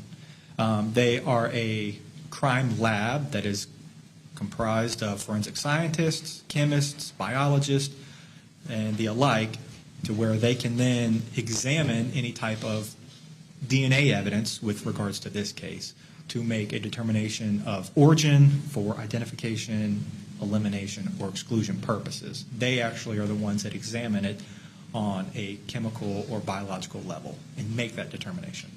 Okay. And I assume that you would have to consult or talk with somebody at BCI before certain evidence is taken by them and tested. Is that correct? Yes, sir. Okay.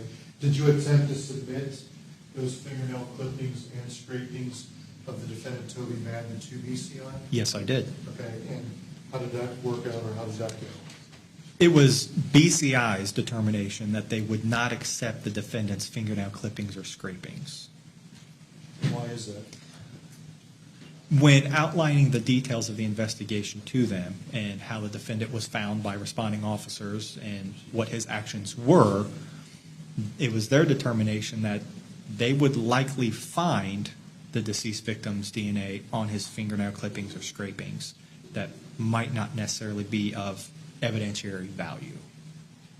For instance, if you're trying to perform CPR, that could cause that. Is that correct? That is correct. All right, so I assume at some point you respond to 1270 Parish Avenue to undertake or partake in a search warrant that's being executed? Yes, after I assisted Detective Horton with the collection of evidence from the defendant in a couple of different forms, I then responded to the scene at 1270 Parish Avenue. Okay. And I assume before going to the scene at 1270 Parish Avenue, you would have cleaned up from doing the fingernail scrapings and clippings of the defendant, is that correct? That is correct, yes. Okay. And what was the reason, or why did you go to 1270 Parish Avenue on that particular day? I was contacted by Detective Huckey, who you heard from earlier in the week, about something he observed within the bathroom of the residence, and he requested some additional assistance with processing what could be evidence there. Okay.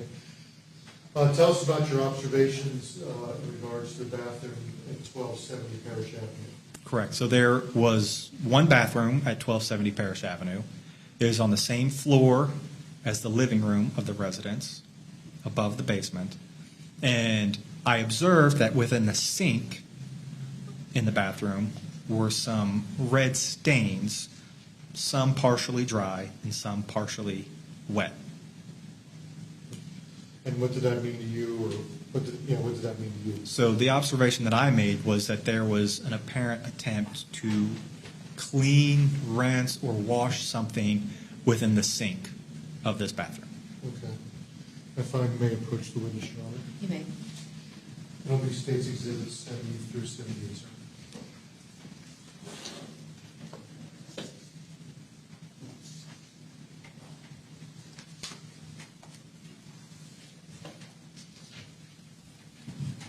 Detective, I'm going to have you look at 70 through 78, and I'm going to ask you a question collectively about all of them. Yes. We got the pen chance to go through?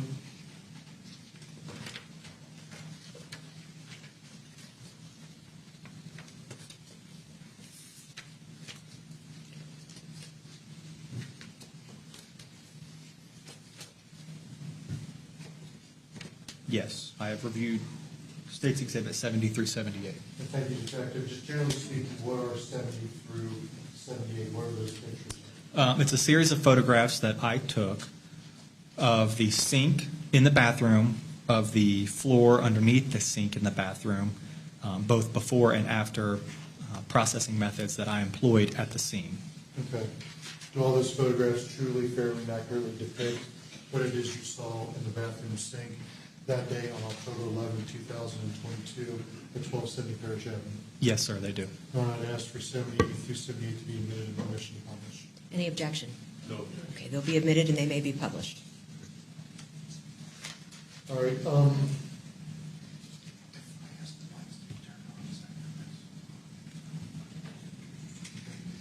Honor, given the nature of these photos, can I request that some of the lights be turned Sure. off so we I don't want to.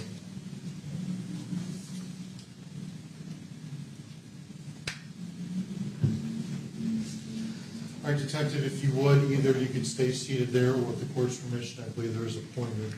What is it that we're looking at here in State's Exhibit 70, sir? State's Exhibit 70 shows the sink, one sink, it's a pedestal sink, within the bathroom at the residence at 1270 Parish Avenue. And do you think it would be easier to use a pointer to step down and point to different things that you're observing or circles? Sure, I don't mind. With the court's permission. Permission is granted. Thank you, Your Honor. This is the sink at 1270 Parish Avenue. Again, it's a pedestal sink. It's the lone sink in the bathroom, and this is the only bathroom within the residence. This is a picture of the sink before any processing methods were employed by myself, where you can see we have a lighter. This is a multi-purpose cleaner.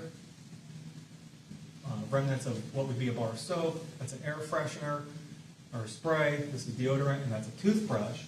But my observations were on the red stains within the sink that were both within the bowl and on the rim of said sink. Okay. Thank you, sir. And then 71.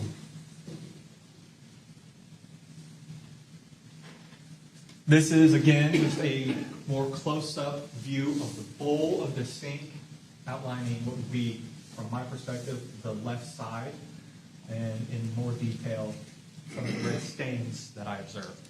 Okay. And what did the red stains appear to you to be? It appeared to be blood. 72. This is the right half on the bowl of the same sink, again with the same red stains. And as you can see, there are the same appearance of the stains on the rim of the sink. Thank you, Detective. 73. 73 is a photograph of the sink with a test that I used at the crime scene. My observations of this sink are that it appears to be blood. Appears to be. But I have to be able to confirm my observations of what I observed. So I used what is known as Identa-Him. It is manufactured by Blue Star Forensics. Identa-Him is a test that I can use that will presumptively tell me if this blood in the sink is human blood. I used a different test because we have a human victim at the scene. I had to use a test to identify the difference between human and animal blood. And that is what I did. I used Identa-Him. That gave me a presumptive positive result that from the swabs that I took on the rim of the bowl in this location was human blood. Thank you, sir. And 74. This is a close-up photograph of the Identa-Him test showing that I performed the test correctly as indicated by the line over the C for control, meaning I did perform the test correctly as indicated by my training and the instructions of the kit, but also a line through T, which is the test. That tells me, after I waited a period of not more than 10 minutes, gave me the indication that what I had applied and administered to this test was, in fact, human blood. 75. 75 is an overall photo of the sink after the test. I had removed it from the rim of the sink because I was getting ready to conduct another test to verify my observations. 76, please. 76 is the floor underneath the sink here. As you can see, it appears to be fairly free of any red staining. I did not observe it. And then I should probably take you back to 75. Okay. And I will have you identify the swab here in a second. Sure. Which would be State's Exhibit 231. But where on this particular exhibit did you swab to get State's Exhibit 231 that you're about to see? Yes, so I swabbed, after I performed the identihim test to tell me that what I believed in the sink was blood and was confirmed presumptively positive as being human blood, I took another swab for evidence collection purposes to be sent to BCI. And I took that swab from the rim of the bowl in this location. And why did you pick that location? Because this location on the rim of the bowl appeared to have the most amount of evidence that I could collect. I can't collect all the swabs and be able to differentiate between individually all of them.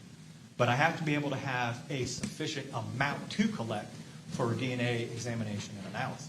So I collected from this location because that's where it appeared to be most. Okay. I can probably have you take a seat. Yes, sir. Here. I think we'll go with you. I appreciate that.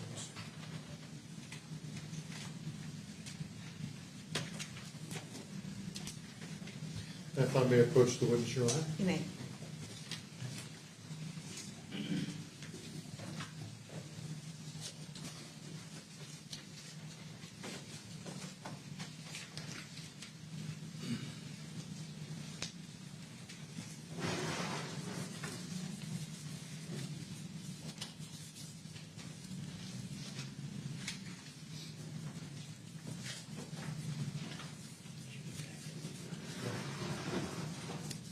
Thank you, Sergeant.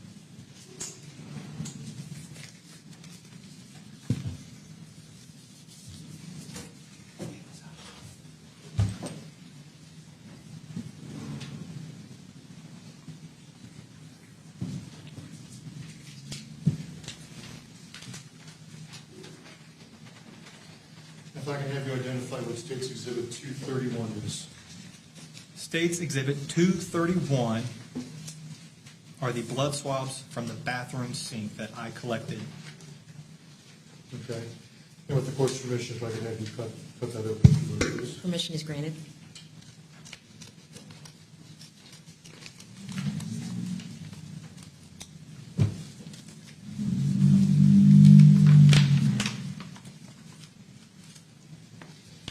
And I assume during your evidence collection there at the sink, you would have been wearing gloves of some kind? Yes, sir. Okay. And what sort of item do you use in order to swab? So what sort of item did you use in order to swab this particular sample? I used cotton swabs that were sterile. They're prepackaged. Okay, they're not out in the open like Q-tips. So they're sterile cotton swabs. I Yes, Your Honor, applied. I'll ask for 231 be admitted with permission to publish. Any objection? No objection. Okay, it'll be admitted and it can be published. And with the court's permission, if you'd like to step down Sure. closer to the jury. Granted. You can show them. These are prepackaged sterile cotton swabs. You get from a medical supplier or a forensic supplier that come prepackaged. They are sealed, and in order to collect the evidence that I collected from the bathroom sink, what I did was I applied 2 drops of distilled water to each cotton swab, because again, some of the stains are dry, some of them are wet. and then I swab the red stains from the rim of the sink with said cotton swabs. Package them back into this container, and immediately place it in an envelope and seal that envelope. Thank you, sir.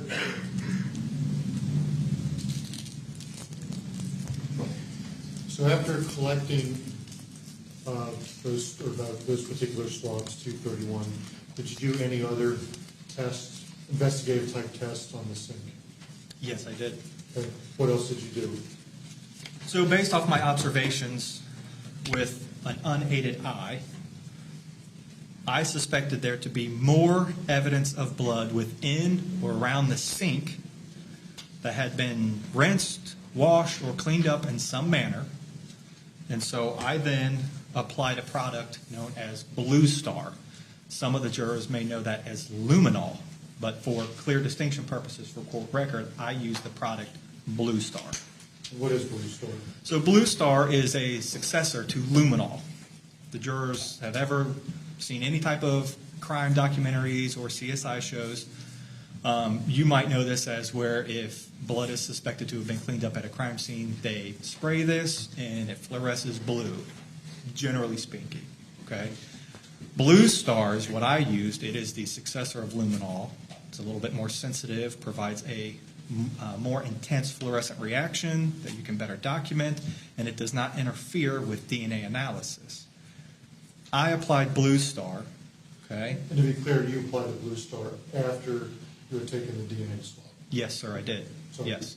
Even though it doesn't interfere with any type of DNA analysis, I decided to do it after collecting the swabs, just so there would be no argument of interference. And that is why it was conducted last.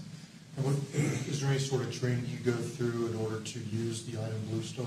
Yes. Tell us about that if you would. So, again, through my certifications of crime scene photography, evidence technician, bloodstain pattern analysis, my IAI certification, and my master evidence tech certification, not only have I been instructed, educated, used the product Blue Star, but have also been questioned about my knowledge, working knowledge of the product, to be able to receive these certifications and apply this product in an actual crime scene and not just in a training environment.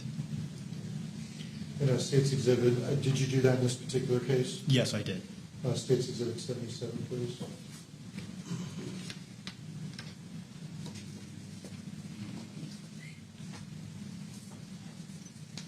Okay. What are we looking at here in State's Exhibit 77, Detective? State's Exhibit 77 is the same sink in the same bathroom at the same residence at 1270 Parish Avenue.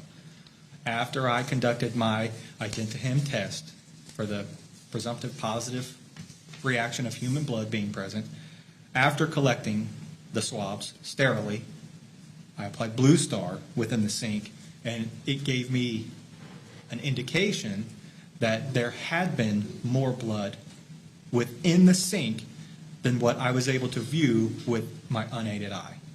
So the bright fluorescent type light, is that where it's indicating to you that blood had been? Yes. So when you apply Blue Star, you get what's known as a chemoluminescent reaction. A chemical reacts with the hemoglobin that's in blood, and when that reaction occurs, it gives off this fluorescent reaction of a what they call a high-intensity blue fluorescence. Okay. 78, please.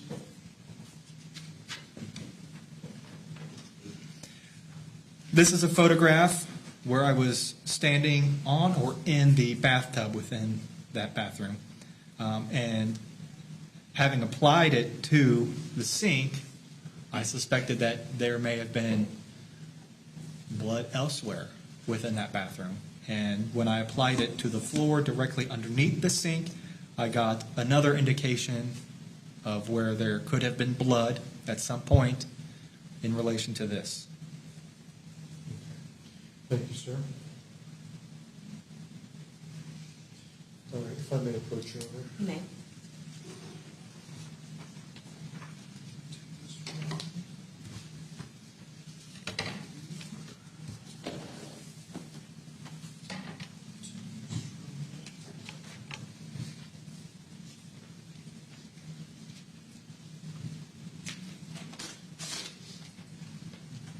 State's Exhibit 217.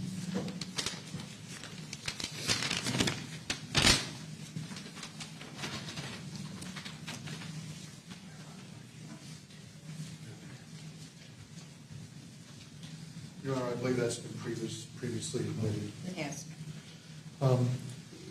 What did you do with State's Exhibit 217, which is the brighter green shirt that was taken from the defendant on October 11, 2022? So this is State's Exhibit 217. It was recovered from the defendant, as you saw on the photograph of him previously during my testimony, that he was wearing. Collected as evidence. And it was submitted to BCI for further examination and DNA analysis. Did you do a swab of State's Exhibit 217? I did not do a swab. I submitted the entire shirt. Okay.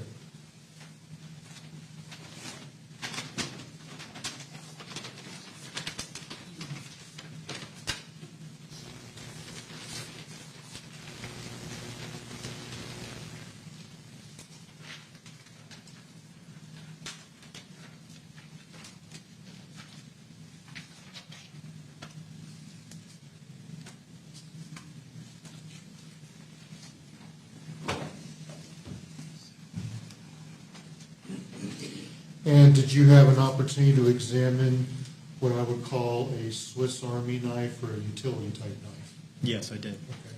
Let me approach Your Honor.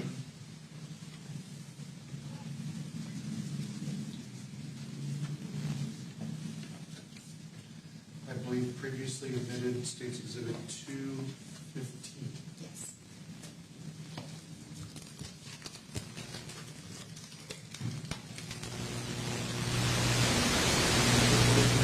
State's Exhibit 215. State's Exhibit 215 is a red-colored, in general terms, Swiss Army knife. It's a multi-tool pocket knife, of which I was present for its discovery and recovery. That was recovered from 1270 Parish Avenue? It was. Okay. And then did you have an opportunity to photograph that particular knife? Yes, I did. Okay.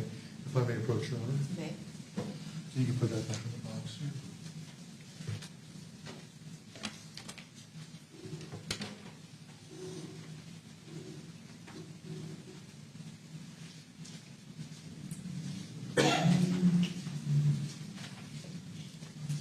I'm going to have you look at 147 through 157.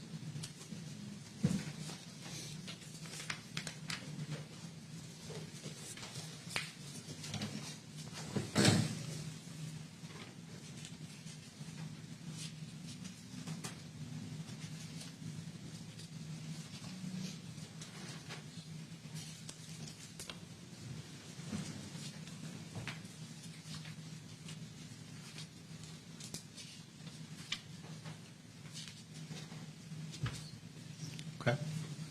And generally speaking, what are we looking at there in State's Exhibit 147 through 157? So State's Exhibit 147 through 157 are close-up photographs that I took on a macroscopic level of the Swiss Army knife, if you would, and the two blade attachments that were within the knife. All those photographs, do they truly, fairly, and accurately depict what the knife looked like as you were examining it? Yes, sir. Okay. Your Honor, I would ask that 147 through 157 be admitted and permission to publish. Any objection? No objection. Okay, they'll be admitted and they may be published. And what are we looking at here in State's Exhibit 147? And again, you could either point on the screen, you can circle, or if you'd like to stand up and point, whatever is easiest for you, obviously with the court's permission. Certainly.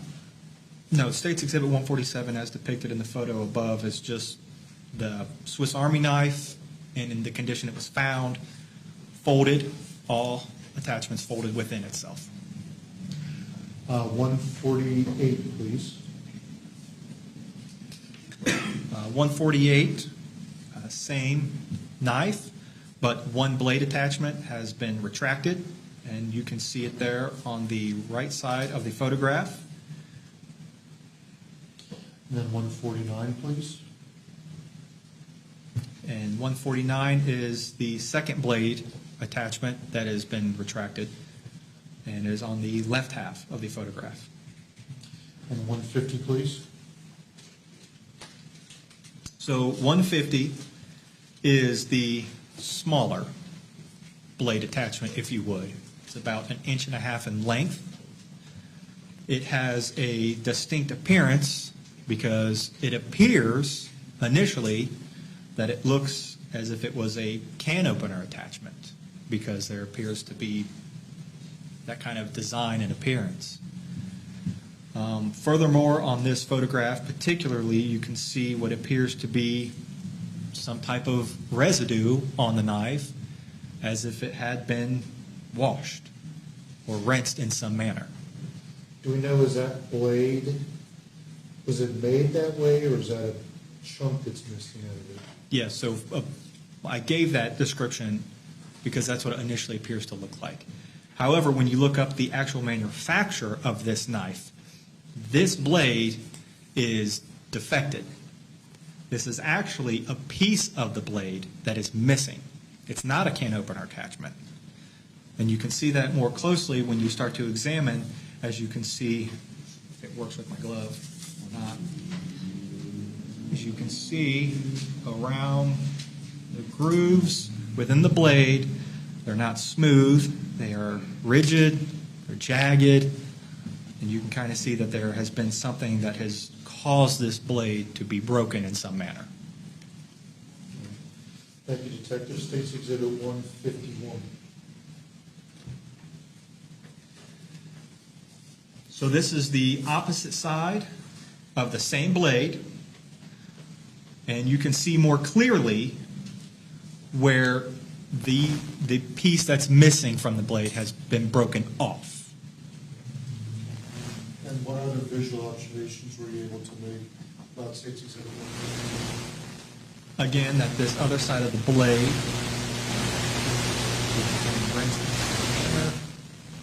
were washed. What are you seeing as indicating that to you? As you can see, appears to be some type of residue that gives the appearance of water residue. I don't know if it's specifically water residue, but some type of solution or liquid that has left behind a residue on both sides of this blade attachment. And 152, please. This is the second blade attachment, the longer blade attachment of the same knife. As photographed, as you can see, it appears to be intact, not missing any pieces, and there doesn't appear to be any initial signs of rinsing or washing of this blade. 153, please. On this side of the same blade attachment, again, intact, not defected, you can see that there might be some residue of rinsing or washing on this side of the blade. 154. So 154 is the defected blade attachment, the first one, the shorter one that's about 1.5 inches in length. I applied an alternate light source. It's a blue light, if you would, at about 450 nanometers in length. I then photographed it using an orange light because I wanted to see if there was any type of fluorescent reaction on the blade that might give me any type of indication of evidence being on the place. And after this photograph, you can see more readily that everything that's fluorescing here appears to be from some type of rinse or wash of the blade. And what sort of light are you using? It's an alternate light source. In general terms, it is a blue light, a forensic blue light that can fluoresce hairs, fibers. It will show the appearance of blood, but the blood will turn up darker if exposed to the alternate light source. But in order to view this type of evidence, you have to use an orange filter. And in this case, I applied an orange lens to my camera and captured the photograph.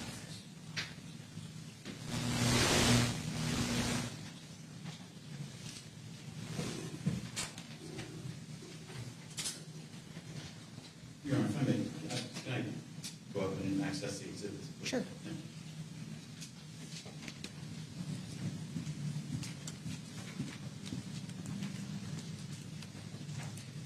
And we're looking at 155.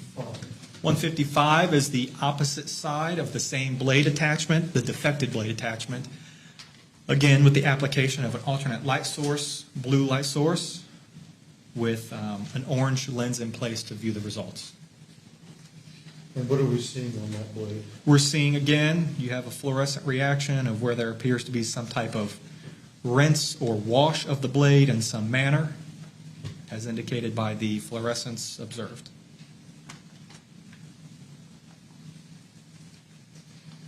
And State's Exhibit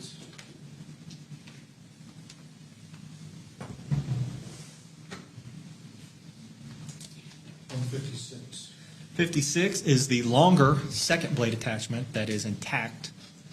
Again, with the application of a blue forensic light, 450 nanometers, as viewed through an orange lens. And you can see that there doesn't appear to be, on this side of the blade, any apparent indications of it having been washed or rinsed. And 157. 157, same blade attachment, opposite side, same application of the blue light source at the same wavelength as viewed through the orange lens and captured by this photograph. Again, there doesn't appear to be any observation on the other side of this blade of any rinsing or washing. Is that right if I return? Sure. All right, so State's Exhibit 215, the Swiss Army knife, did you attempt to swab that in any way? No. Okay. And why didn't you? This is what I would consider a critical piece of evidence. And sometimes when we take swabs of an item, we can interfere with the more intricate analysis of DNA examinations conducted by the State Crime Lab. Having known this to be a critical piece of evidence, I packaged the knife as securely and sterilely as possible and submitted the entire knife to BCI for them to swab in a more sterile environment to be able to yield the best results. Okay. All right. If I may approach the witness. You may.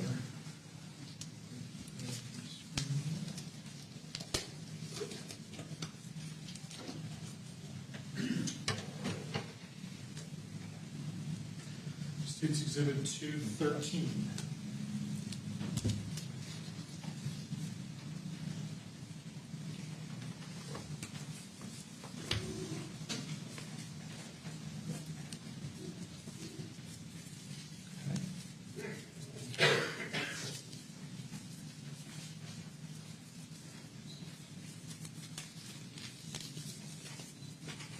State's Exhibit 213. You wanting me to explain what it is? Yes, please. State's Exhibit 213 is another pocket knife that was located in the residence, of which I was present for its discovery and recovery. This one specifically was recovered from the top of what I refer to as a china cabinet that had been positioned atop. So somebody had placed it up top there, but we had found the china cabinet had fallen over or placed in some manner, and this was still within that location. Okay. And did you do any testing on that particular knife? I did. I did the same process as the Swiss Army knife by photographing it up close, both in its natural state. It has two attachments. One looks more like a cleaver, and one, which folds in the same manner, it's not in the opposite manner like the Swiss Army knife, appears more like a traditional blade. I photographed this in their natural state, and with the application of the blue light source, at 450 nanometers and viewed through an orange lens. Okay. And did you make any observations or findings? This knife, to me, appeared to have been free of any type of disruption. Okay. But nonetheless, both the Swiss Army knife and the knife that you have in your hand, those both were ultimately sent up to BCI for testing, is that correct? Yes, sir, they were. Okay. I'll have you go ahead and put that back in there. Thank you. And again, I did not take any swabs from that knife. The knife itself was packaged and sent up to BCI. Okay. I believe what's been previously admitted is State's Exhibit 211, if I may push on it. You may. Detective, what are we looking at here in State's Exhibit 211? Sorry to interrupt, but 211 I had as being identified but not admitted. Are you going to offer that for admission at this time? Yes, please. Okay. Any objection to that? No objection. Okay, that'll be admitted. I apologize, I thought we had shown that to the jury. so- I think we did show it, but I don't think we officially admitted it. You want me to stand up and show them? Yes. Again, what are we looking at here in State's Exhibit 211, please, sir? I have to apologize. Some of these identifiers over time have just fallen off that I placed. 211 is, for the record, what we identified as a green jacket, but it is more of a vest-style jacket. Okay. That's what was found in the basement of 1270 Parish Avenue? Yes, it was. Okay. And thank you, sir. And then, I believe your exhibit book is already up there on your desk. So I'm going to ask you to look at State's Exhibits 110 through 137.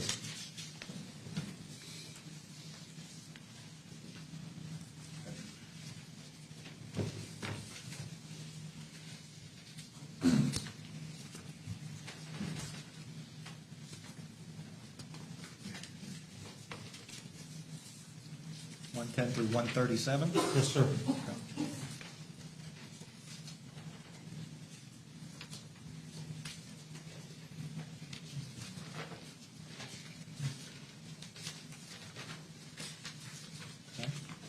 And generally speaking, what are State's Exhibits 110 through 137? States Exhibit 110 through 137 are photographs that I collected of the same green vest-style jacket that I presented before you, indicating areas where I believed additional evidence was located on the jacket itself. Okay. Are those true, fair, and accurate depictions of the green vest in those photographs that you took? Yes, they are. Your Honor, I'd ask that 110 through 137 be admitted and permission to publish. Any objection? No. They'll be admitted and they may be published. All right, so generally speaking, what sort of observations are you making about this particular green vest? One of the options I made, in particular, was that, as you can see on the front, beneath the left center pocket on the chest, one observation is there appears to be some sort of defect or cut in the fabric, if you would. But also, when examining this closer, as you'll see in further exhibits 110 through 37, is there are a series of red stains that are present on the front side of this jacket. I have marked 3 for your vision, but there are actually 5, which you'll see in more detail. All right, thank you, Detective. State's Exhibit 111, please. This is the back side of the same green style vest. Just as a general observation, I kind of observed what appeared to be marks on the back side of the vest. But more specifically, what drew my attention was over here, underneath what would be the left armpit, is when you see in a further State's Exhibit through this same series, there is a dry, flaky red substance that I was able to collect. 112. This is a close-up version of what I thought may have been some type of markings on the back side of that green style vest. 113. This is a continuation of the back side of that vest, of just the markings. 114. So 114 is the front of that same green vest, and I have noted with the arrows, as you can see, there are 5 larger red stains that were apparent with my unaided eye on the front of the vest. Okay. 115. And this is the back side of the same vest, where underneath that left armpit I previously indicated, as observed in this state's exhibit, where I collected further evidence. 116. This is just showing a little bit more closely what I am identifying through the arrows, numbered 1 through 5. You can see red stainings. We'll get to those up there that were observed on the front side of that green jacket. 117. This is just another picture of the front of that same vest jacket. You can see marker number 2 and marker number 4 in more detail than compared to State's Exhibit 116. 118. And again, this is just going up the front of the vest. You can see on the center pocket there on the left side of the chest, number 3, there's some red staining that is apparent there. 119.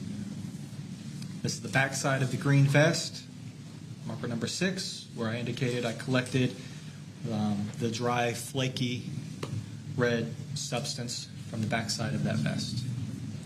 120. This is a close-up photograph of marker number 1, red staining on the green style vest. 121. Just another close-up, as you can see, there's discoloration there. It's a red stain. 122. This is a close-up photograph of 2 things. I am identifying the red stain by marker number 2 that is surrounding the cut or tear in the fabric of that green vest. 123. It's a close-up photograph kind of showing you a little bit more of the red staining over that same cut as identified as marker number 2 in this exhibit. 124. Just a close-up photograph of the chest pocket and the staining that I observed over the zipper and the pocket itself. 125. More closely, close-up photograph of what my observation was. 126. Marker number 4, it is, if you're facing it, to the left of number 2. Again, discoloration, red staining on that green vest. 127. Close-up photograph of identifier number 4, same clothing. And 128. This is identifier number 5, again, of some of the red staining that I observed on the right side of the same clothing item. 129. An additional close-up photograph of the same identifier. And 130. This is the back side of that green vest. Identifier number 6 in this exhibit. You can see there is what I am trying to identify. 131. And that is a close-up photograph of the red stain. It was dry, flaky. I was able to collect it by scraping it from that jacket with a sterile scalpel. 132. Actually, let me take you back. Let me take you back to 131. Sure. So at some point, I assume that you collected some samples from this particular vest, didn't you? Yes, I did. Okay. And if I can approach the witness, Your Honor. You may. I would just caution you that we are running out of time, so I'm not sure when a good time to break is, but we're going to have to recess for the afternoon. Okay. Would you like us to approach? Yes, let's do that.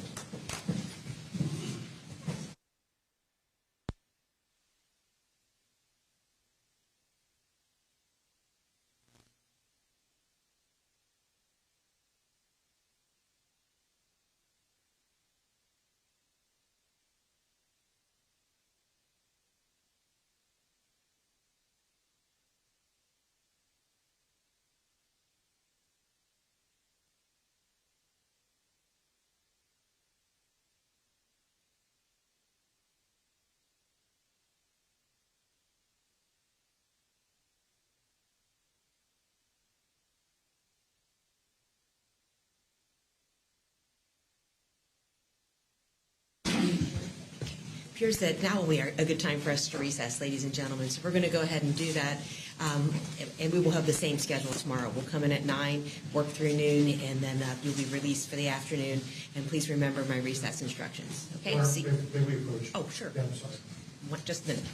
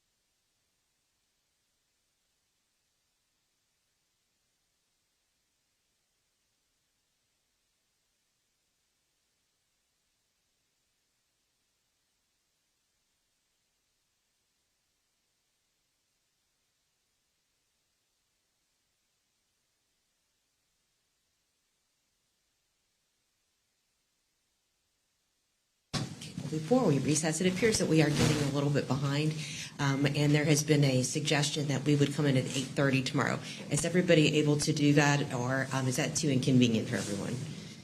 I hate to put anybody on the spot, but if there's anybody that can't come in or does not want to come in at 8:30, since I told you 9, can I see a hand? Okay, I don't see any hands, so let's do 8:30 instead of 9 so we can keep on track with our trial, okay? So thank you for your consideration with that, and I'll see you at 8:30 tomorrow morning.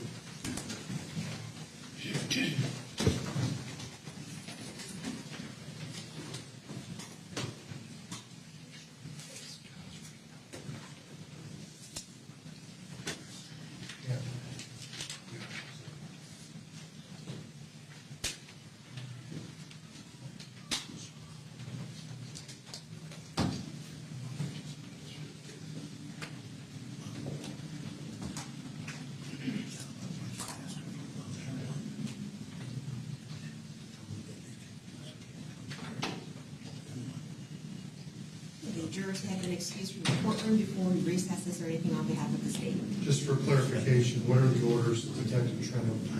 He's probably not allowed to talk to any of the parties involved here, or? Do you want to be heard on that request?